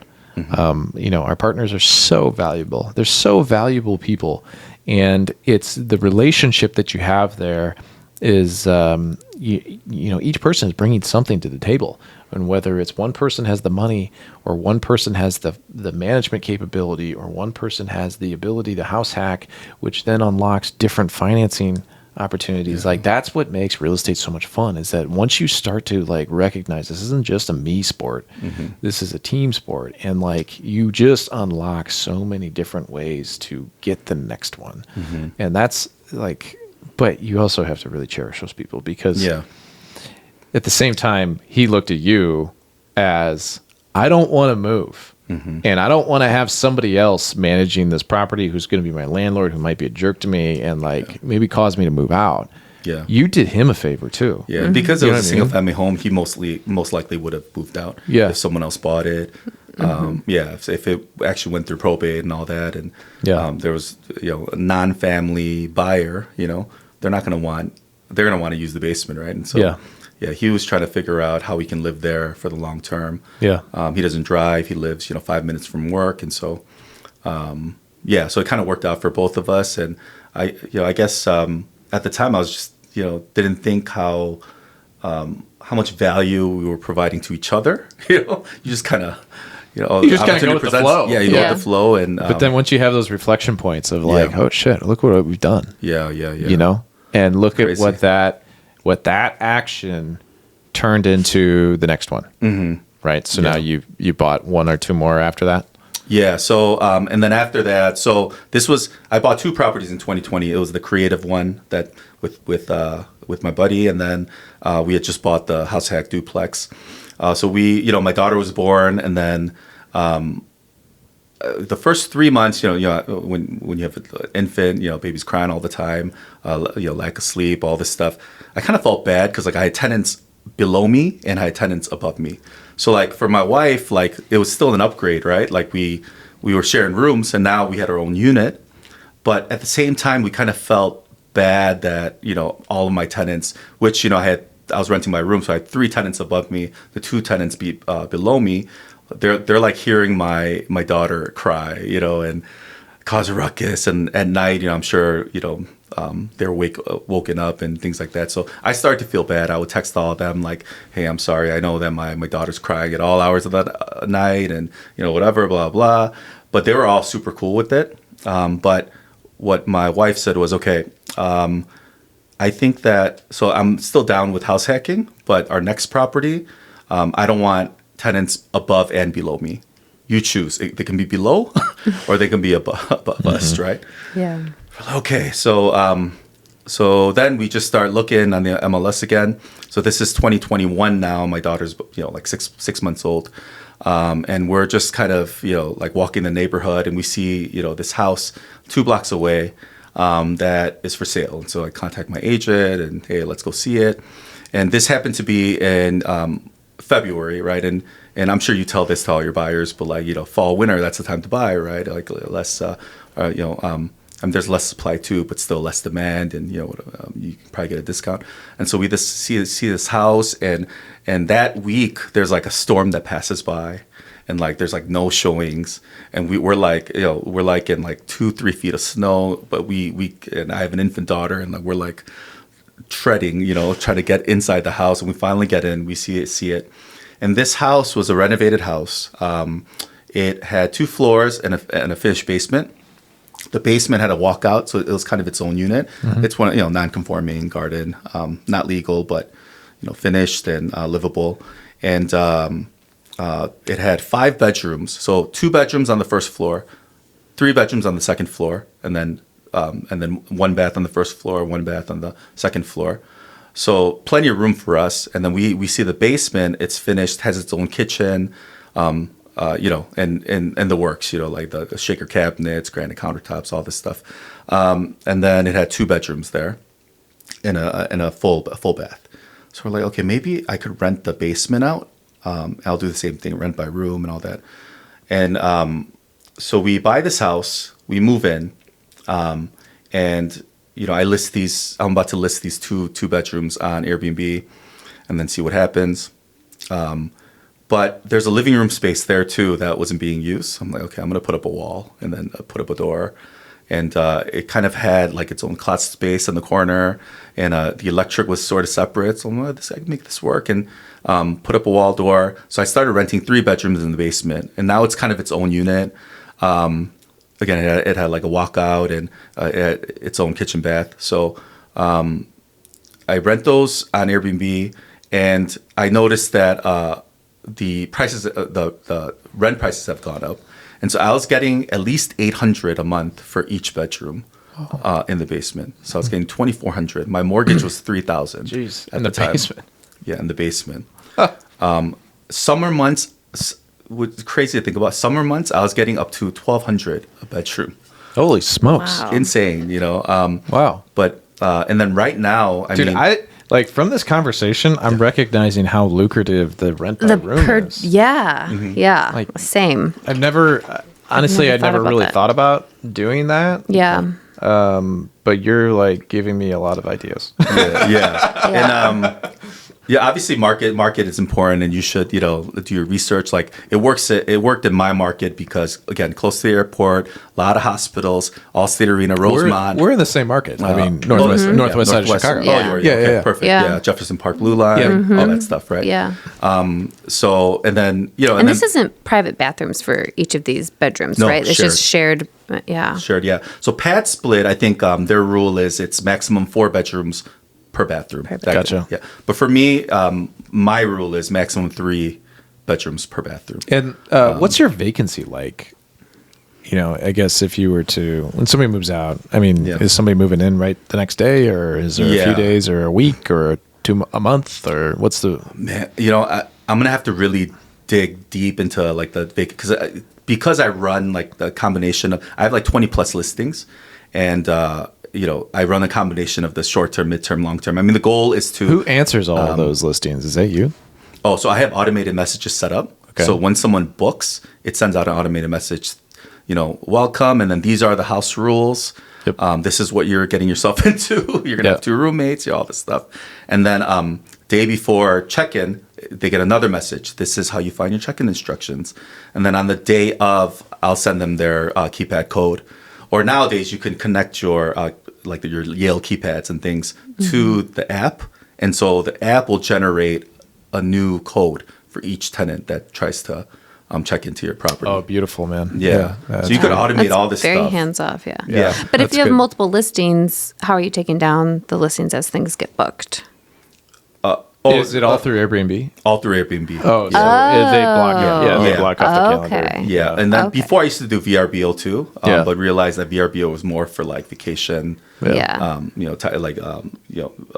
huge places like private residences, not like rent by room stuff. But yeah, it's mostly Airbnb, and obviously for the midterm, long term, if they text me, I'll answer their inquiries and stuff. But my initial kind of contact with everybody is usually through Airbnb. Yeah. And then before it would be like Facebook Marketplace, it would be roomies.com, but I've done less of that.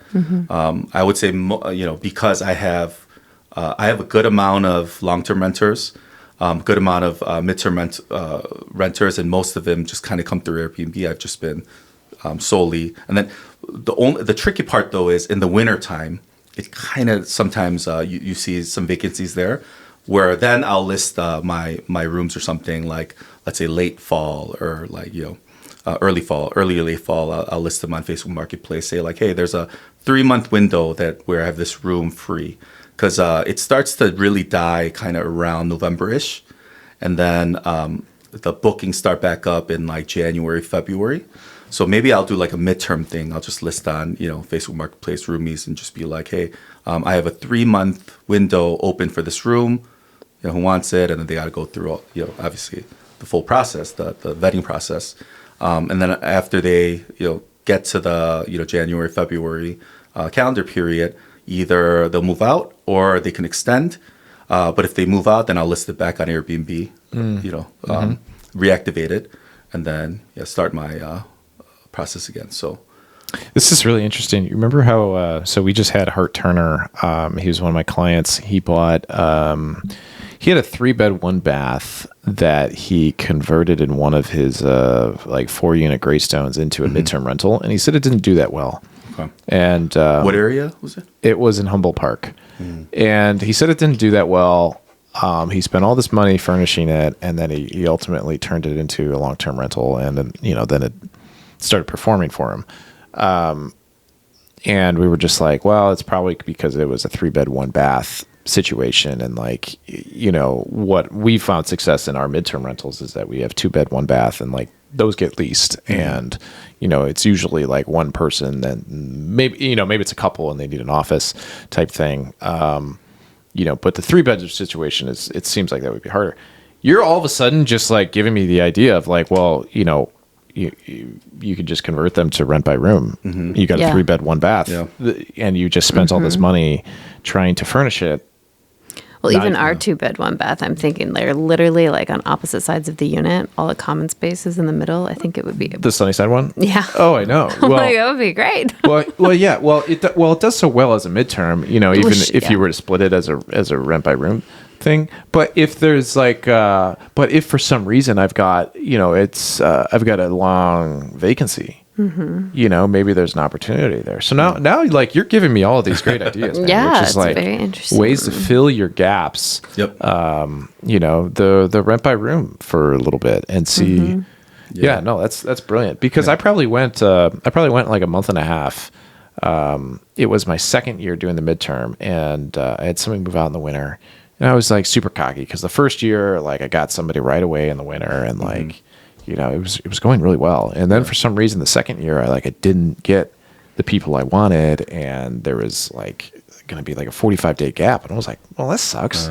And, but now you're just like, maybe there would be somebody. Do you think that somebody would lease something for like a 45-day window, as a rent by room? Yeah. No, yeah. I have plenty of, rent by room people who's there for, again, like internships or just like very transient type of, they need to be here. And it's a lot of people that obviously people who come for work for a couple months, they sometimes don't want to be in a hotel or they don't want to, they can't get leases. And so they're looking for these, and so it's a little nuanced too. I don't want to say, it'll work in every market or whatnot. Like, and then there's rules too, right? Like for Airbnb, and this is a whole nother topic I can get into, but like the reason why I can do short-term rentals, rent by room, because short-term rentals are largely, there's a lot of restrictions in Chicago, right? So you're talking about Humboldt Park. So really the rule is you have to, even if it's a multi-unit, you essentially have to live in the unit that you rent out, right? Which is dumb. But why would anyone want to do that? So, but the way I do it too, and this is a whole new topic, we could have a whole podcast about this too, because I've actually spoken to several of my investor friends about this, and they're like doing it like scaling, but basically what I do was like, so when I did that creative deal with my buddy, we were trying to get an Airbnb license, right? Because I'm trying to rent by room again, and it would get denied, you know, because I don't live there. Well, I'm like, okay, well, you live there, can we get the license under your name, right? And then once you get the license number, you just have to put it on the Airbnb app, and then it gets approved.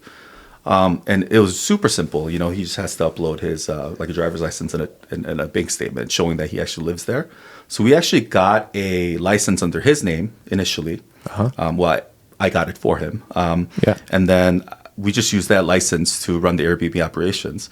And so I think that's similar to how rental arbitrage and short-term rental arbitrage. That's how they do it, right? People will rent like units, and then like they'll rent the units and then they'll get the license under the owner's name or something, and they'll use that license. So basically the tenant's name is now the person that is on the license. Yes, essentially, yeah. And so that's how we ran it for a long time. Yeah. And it's not breaking the rules. Yeah. It's that's kind of the workaround. Yeah. And then I'm sure there's other ways that rental arbitrage people do it. Because some people, they're arbitraging like hundreds of units and somehow doing it. I don't know what they're doing, but that's, so I got the idea from that. So now, just the gist of it is like, I have Airbnb managers in all of my properties. So if I see like a good tenant, I'll approach them and say, hey, I see that you're responsible, you're clean, you're respectful, considerate. And, once in a while I'll be like, hey, can you check this for me? They'll check it for me. And then if they end up being a tenant that I trust, then I'll go to them and be like, hey, the Airbnb license is expiring. Obviously, I don't live here, so I can't apply under my name. So what if we applied, you can be my Airbnb manager, and I'm not going to bother you with stuff, maybe change a light bulb and change the batteries on the Yale lock once in a while, but like, I'm not going to bother you with a lot of stuff. You just got to let me know if there's, anything happening on the property that needs attention. The grass needs to be cut, landscaping's horrible. I don't know if there's issues outside of the building, other guests or tenants, causing a ruckus, whatever, right? Just report it to me. That's all you have to do. But I just need to apply for this license under your name because you live here. I'll give you $50 off rent, every month, or $100 off, and that's like $1,200 a year, right? So, and then would you want to do that? And so every building has an Airbnb manager that I smart, man. Very kind of have help me take on these tasks, but I can also do it legally because we apply for the license under the person that lives there. Fascinating. How about that? Yeah, it's really smart. You're really making me think. Man, that's good stuff. Yeah, and sorry, everything's all like jumbled. Like all this stuff like has never been organized. But as we're talking through this, well, this is the point. This is the point of the show. It's to have a long segment so to talk about a bunch of these different things because there's a lot of different conversations that happen and a lot of different ideas that spin off of that, which is everything you're doing is very fascinating, very brilliant. Yeah, I want to make sure that we can still cover some of the vaccine stuff. Talk about a hard shift. Yeah. I know, this is a really hard shift. It is really funny because my question was going to be, how did you guys go from being at a real estate event to standing outside in the bitter cold talking about vaccines with somebody you just met? Well, because he follows my content. Yeah. And so did you bring it up?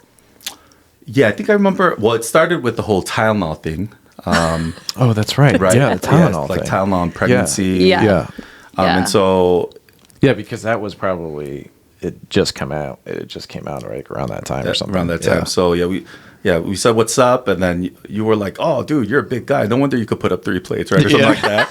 I'm like, dude, you're tall, man. You could do it too. And then it started there. I'm like, if you're gonna go down the vaccine comment, you have to compliment them first. Yeah. Oh my gosh. You gotta get on their good side. No, and then it went to like, hey, dude, I really think that you putting a lot of this content out there, like kind of, even though they're, seemingly controversial, still, like I commend you for that. I think, you're really saying a lot of things that people want to say. Or maybe there are people who disagree with you but just want to have debates and like just for you to put yourself out there. That's great. And then we started talking about some of your content. Do you think that stuff was viewed positively or negatively from your eyes? Both. I think there are a lot of people who definitely agree with you. And then, so politically, I try not to get too involved in. It just depresses me when I see the polarization and people just fighting all the time. Just can't have simple debates, and we're not allowed to disagree. Like this whole culture is definitely changed. But it essentially started when Trump became president in 2016, right? And I started seeing like a lot of the hypocrisies of the left. I mean, there's definitely hypocrisy on the right too. But I'm speaking because I voted for Obama twice. And then when Trump was running, I'm like, oh my gosh, we're gonna have a talk show host like president, billionaire, like, dude, what does he know about people, right? Like, I always thought the left was supposed to be the path or the party of progress, and like if you, especially Asian, like immigrant, like if you, we're just supposed to vote for the person that's gonna open up doors for the immigrant communities and then there's a lot of things about Trump being racist and this and that. So I didn't really like look too deeply into it. But I started noticing weird hypocrisies on the left. And on a side note, in my church, actually, a lot of conservatives. And church kind of environment tends to be a little conservative, right? And a lot of my friends, pastors, were very conservative, but I tended to lean more left at the time. But I started to see weird like hypocrisies coming out, and maybe double standards, and kind of these like self-righteous, like just all these people coming out like, yeah, we need to do this, and then kind of like what you're saying, not in my backyard, and there were a lot of like contradictions, and the most clear one I talk about is like there would be these like left network magazines would like post pictures of like kids in cages and stuff. Trump is horrible, but later they found out that that's like from the Obama era, And then there was this one where like Trump was like pointing at this like Hispanic girl, and this girl was like crying and like, oh yeah, he separated her from her families and all this stuff. But later when you look into it, actually those are two separate images that like they photoshopped. And I think it was Time that did that. But later it was noted that he actually brought those families together. So he didn't really separate them. So there are like weird things coming out. And I was starting to open my eyes. And then, and obviously, both sides are biased. Both sides are political. But I would like post on Facebook like, hey, I'm on the left. But like, what the heck's going on here? Why is there so much, contradiction and all this stuff? And then I remember people would just like comment on, just have debates with me, and most of them were on the left too. And oh, you're not loyal, and they start just super angry and upset. I'm like, why are you guys getting so upset? Like I'm just trying to state the obvious and trying to just have a conversation. I thought these forums were built so we can have healthy conversations. Yeah. But then eventually it gets personal. They start attacking your family. Oh, is this how you were raised? And then they start threatening you. Oh, maybe you should, maybe we should put you in a cage, or like blah blah blah, and like all this stuff. So I remember thinking like, I'm not gonna get involved in politics too much anymore. But so I think definitely. I mean, even when you post things about the vaccine or political stuff, I wouldn't say 100%. I'm like, yeah, Jason, like I agree with you. But I think I'm willing to, like that one you posted about the vaccine stuff. And then I think I commented on it. I was like, oh, hey, where did you find out about these studies where these like vaccines are causing these the illnesses? stuff? Yes. Yeah. And then you actually cited the book, and I was like, okay. And then my response was like, oh, I want to take a look at this data, right? Yeah. In pharmacy school, we're actually like taught and trained kind of to be very, very skeptical of studies. So like things have to be like double-blinded, randomized, controlled, placebo, controlled, all this stuff. And then like once or twice a week, we go through studies and we just pick it apart, And that's what and most of them had to do with drugs, the effectiveness, safety of drugs, and different things. And you learn about all the processes, right? How do drugs become approved? Vaccines become approved. They go through, animal studies, and then they have these like phase 1, phase 2, phase 3, phase 4 trials, and then go through human studies, and then efficacy, safety, all this stuff. It takes like 20 years, 30 years for a drug to come out. And so, even if there are like reputable studies and things, they kind of train you to really pick it apart, see what the weakness is. And you guys, it's the first time I learned about like hazard ratios and like, confidence intervals and all this stuff, right? Like they really make you look at the stats, and then some things are like statistically significant, but are they clinically significant, right? So the stats say like, yeah, they're effective and safe, but what happens like clinically in actual, real life? And so we're like actually taught to, so when people are like, yeah, studies indicate this and that, then it kind of piques like this interest in my head. I'm like, well, I want to look at the study and see like what, Yeah. But I'm willing to have that conversation, right? Like if vaccines do cause autoimmune diseases, like what are the studies that back that up, and what kind of studies were they? Were they cohort, retrospective, or were they like prospective? What's like the clinical data behind all that? And I think that's like a healthy way to converse, and that's a way to. And then once I haven't looked at the studies yet, I haven't looked at the book, but the fact that you were able to cite that. I think so many people would be like, F this study or F this book, like, you're just a bigot, and like an anti-vaxxer and all this stuff, right? But no, like we should be like, okay, this is where he gets his info from. So why don't we try to study it and dive deep, and then once we have some sort of base and like understanding, then we can debate and talk about it and things like that. So, but I think that I don't know.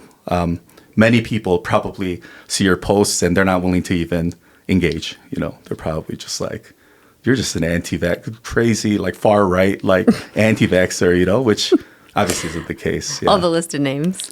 Yeah. Well, it's interesting because I think Rachel puts it very, very greatly. Is that when we had our first child, we were vaxxed to the max, and like we were actually very terrified. I mean, she was. I was always like, I don't really know what to think because it wasn't my realm. It wasn't my world.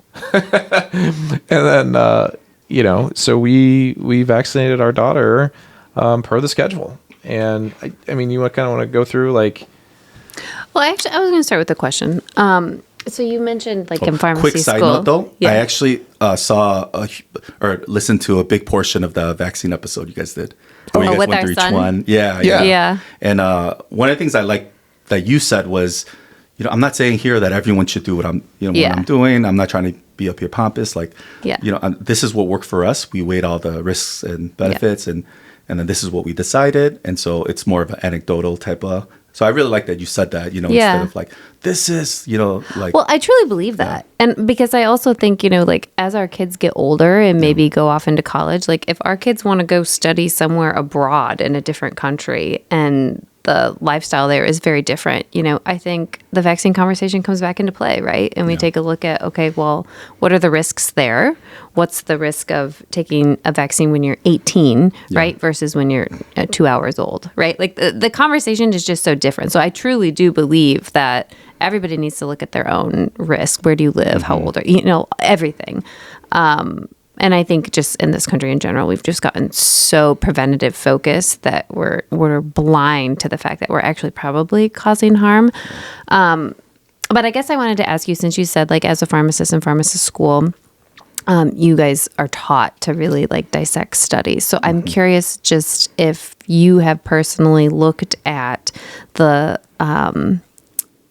I'll say studies because they aren't all double-blinded, placebo-controlled studies for the vaccines to get approved. Because I think what you were saying with drugs to get approved, it is very rigorous in most cases for drugs to get approved and take several years. But as you take a closer look at some of these vaccines that are on the schedule, that doesn't appear to be the case. I don't want to say that definitively because I haven't looked at every single study that exists, right? But my understanding of what I have read and what I have seen is that they're not all double-blinded. They're not all placebo-controlled, or the placebo that was used arguably wasn't really a placebo because it is another drug itself.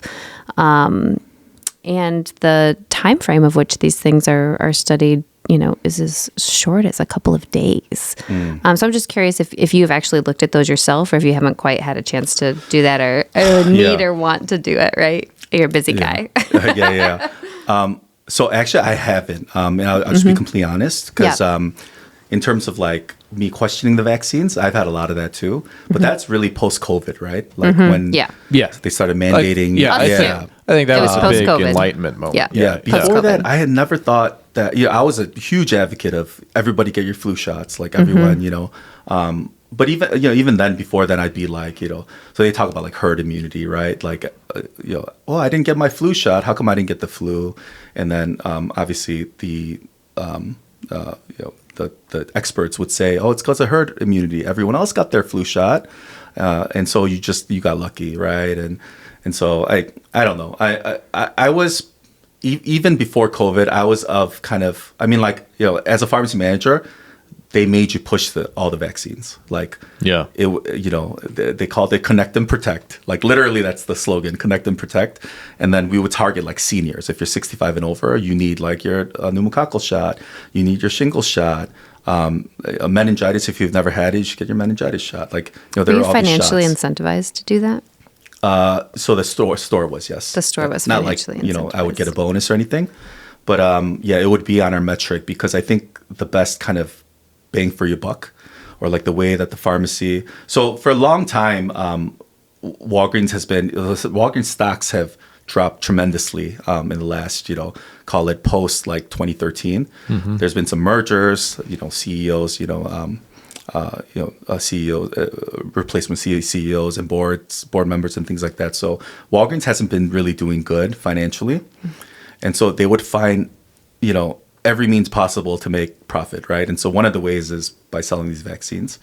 I hope Walgreens executive didn't see this and then decides that they're gonna, bring me into the office and have a conversation with me. Oh my gosh. Okay, but yeah, they would push up. We would have to. So like flu season, I would have to do all these flu clinics, go around churches and like fire stations, like places where, and then we would get these vouchers and we would push them onto like, nursing homes and people who, homeless shelters, people maybe that weren't financially able to pay for these vaccines. We would have to like push these vouchers and make sure everyone gets protected.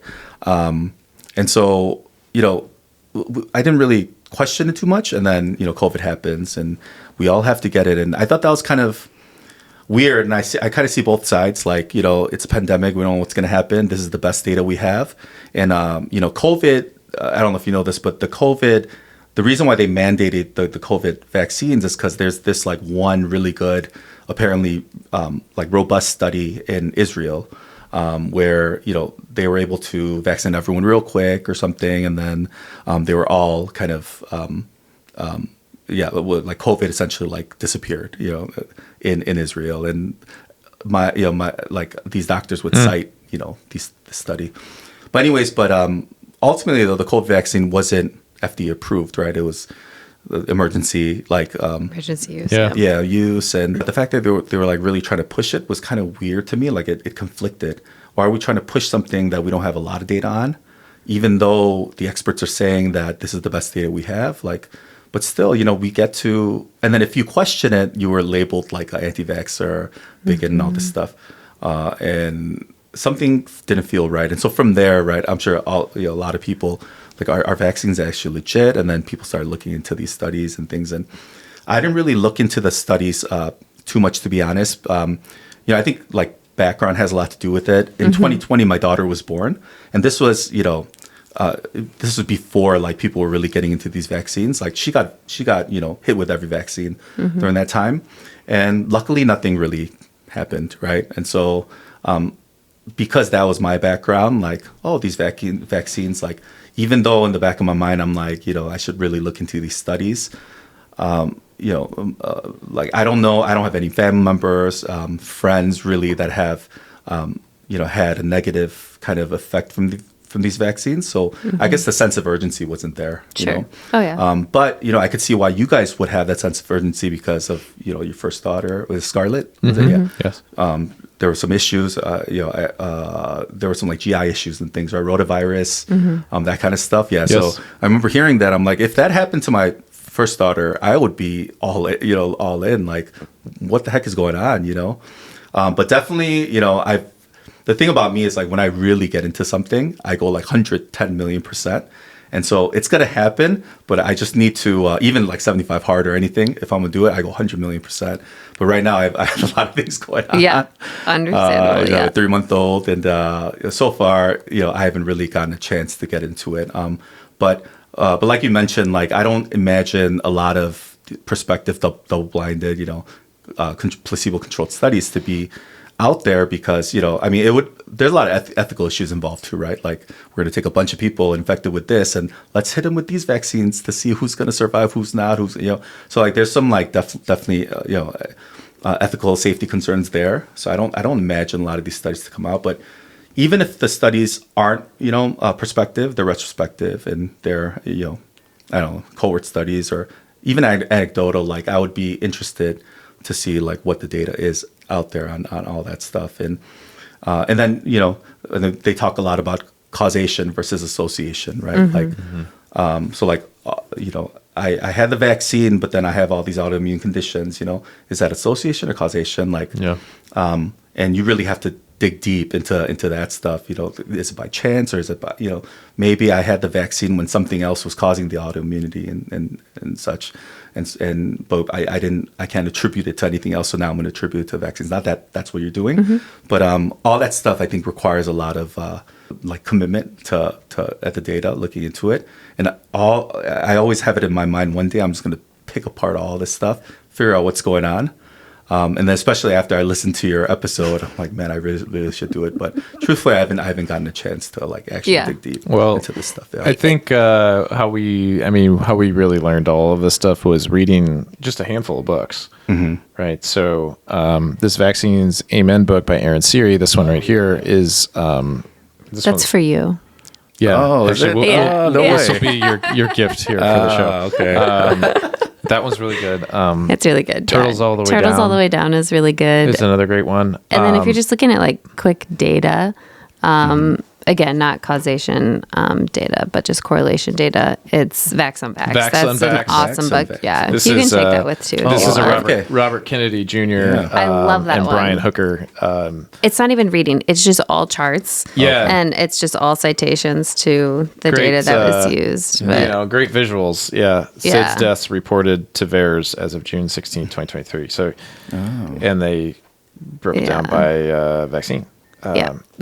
Like very fascinating stuff. So, and I think like Vaccines Amen was definitely like a reading book, but like Turtles All the Way Down and even Vax on Vax is, I think, more of like a handbook approach of like if you want to like kind of look at something, then you go and use it, not necessarily a cover to cover. I read them cover to cover because like I was very much in it, right? When you do 75 hard, yeah. Well, and so if you do the whole thing of 75 hard, you got to read a book, right? And so this is where you can knock through a lot of things that you wouldn't normally choose to read. Yeah. Because the program makes you read 10 pages a day. And so anyways, that's that's how we incorporate it into another push for 75 hard. Well, it just gets you 75 hard book too if you want to take that one. Yeah, I know. There's a lot of really good books here that anyways, dude, this was awesome. I really enjoyed you being here. Honestly, I wish we had another hour to go because I feel like there's so much more to talk about. I have some other real estate deals that we could talk about. We could do that next time. Yeah. We'll have to have you come back on because this has been really, really fun. And next time we'll designate 3 hours. Because there's a lot we didn't cover. What's that? There's a lot we didn't cover. There's so much more we didn't cover. And but again, like this is a cool part because you're like you're like a perfect guest to come onto our show because you're not just I'm real estate and this is all I do, right? You're so like you're a family man. You do the real estate stuff, but you're also a pharmacist and like you can have tough conversation. You can have difficult conversations and like these are all like just learned skills, and that's what we're trying to do with like this show is just like bring on more people that are just they're multifaceted and like but they have success. They have success in some of these areas and like, dude, I didn't know you were an all-state volleyball player, but like now that I learned about many years ago, I mean, it doesn't surprise me after learning everything that you just shared with yourself is that you've been successful in a lot of different areas of your life. And, and so it doesn't surprise me that was something that, you achieved previously. Oh, and I could just tell like, I can tell you have a great family life. I can tell you're going to raise great kids. And like, I can tell like your whole future is just going to be amazing. But it's because, but at the same time, you're super approachable and like, and that's brilliant, man. So thank you for coming on. And Rach, if you could wrap up, what's your biggest takeaway from this conversation? I guess that was kind of mine. I'll put that front. Yeah, I think my biggest takeaway is just how creative you are in finding solutions to things. There's so many examples in everything that you shared, but just like, you got shut down initially with that first Airbnb and it's like, well, okay, how can we do it differently next time? And this seems to work. This doesn't seem to work. We're going to go door by door. I've got people there. How can I utilize them to where it's mutually beneficial, with the Airbnb managers or got somebody cleaning. Can you also do landscaping? You also know somebody who can you just do the sheet. Like it was just, there's so many examples of you just being creative and how to make relationships mutually beneficial. I just think is really, really valuable, of just like thinking outside the box and, I just coming up with a solution for any problem, Yeah. But in a mutually beneficial way. It was like everybody on the receiving end was getting something too. And you were kind of proposing, well, if this is what you want, I don't know. It was just really, really cool. Instead of like I have a problem, I'm going to go out and seek like the industry for that solution. You just kind of like create your own. It's like really cool. Yeah, you kind of seem like a good guy that people should go to in terms of, hey, how can I make a deal with this person and have us both kind of win? Yeah. I feel like you'd be a good advisor for that. It's very interesting. So, well, that's why you're a broker, That's what you do. Yeah. That's for a long time, I mean, like my wife has been, always said, I feel like, my wife kind of will, uplift me, and she's trying to be a good Christian wife, right? And say, oh, you're doing this and this, and it's great. But to me, everything I do just seems very kind of, like house hacking and partnering up on deals just doesn't seem that, much of a big deal to me. So I'm like, no, I can't go on podcasts, and who would want to do this? Like, I have you should go on more. I mean, you're so interesting. Yeah. But all this to say that, like, I appreciate you like, I think you're really good at seeing the things that other people don't see, whether it be potential or whatnot. And the sense I got from you when I first met you was that you didn't speak much. Like we said, what's up? And then you would answer if I had a question or like, kind of wanted feedback about stuff, but you were really good at just like listening to me, you know. And I think most of the conversing and most of the talking when we were outside, you know, in the cold, talking about politics was me just like yapping about stuff. But I could sense that you had this thing where like, because I was genuinely interested in what you had to say, and I think that's the trick. You were somebody that gave me indication that you could have a deeper conversation with, and in a you know, it didn't just have to be real estate related. It could be further things. Yeah. And so that's why I was very drawn to you, and I was like very interested in what we had to say. And you know, if it wasn't like 1 a.m. and us standing outside on the sidewalk in Chicago, which Chicago winter, we probably would have still been talking. But no, man, that was great. So, I appreciate the opportunity. I feel like you guys made me better today and helped me realize stuff about myself, or that I wouldn't have realized if I didn't come on this podcast. So I think this is a great podcast. I think it's going to blow up. Even though, I mean, you guys have like 70-something episodes, right? I mean, it's a great podcast. We haven't quite hit our blow up phase, you know. We need more good stuff like this and just more consistency. You know, life happens, and so it's kind of hard. But we're like in seasons. Yeah, but definitely seasons. Yeah. But I appreciate it, Victor. Thank you for coming on. If somebody wanted to get a hold of you, what's the best way to get in touch with you? Email, social media. It's Victor Soul Real Estate. VictorSoulRealEstate@gmail.com. I do, I try to do one post a day for all the social media platforms, YouTube, Instagram, TikTok, Facebook. So you could probably DM me or email me. And then, I mean, right now there are haters out there trying to figure out my address and my phone number. And so I probably won't say that here, but if you reach out to me through social media and you're a cool person, I'll probably give you my number as well. That's awesome. That's awesome, man. All right. Man. All right. Well, thanks for coming on. Cool. Thank you. And thank you for everyone for tuning into the show. If you found any value in it, please share it. Let's get Victor's story out there a little bit more. And I mean, there's more people that need to rent by room, and I'm one of them. Like literally, I'm one of them. I need to rent by room, and I need to tell more people about renting by room. And the only way that I can feel comfortable telling people about doing that is listening to the show, or me doing it myself. And so that's you're going to encourage me to get my first rent by room. So I want to say that. So thanks for coming on. So please go viral. Make us go viral. All right. Well, please share the show, and we will catch you on the next episode. Awesome. Thank you. Thanks, Jason. All right. Thank you.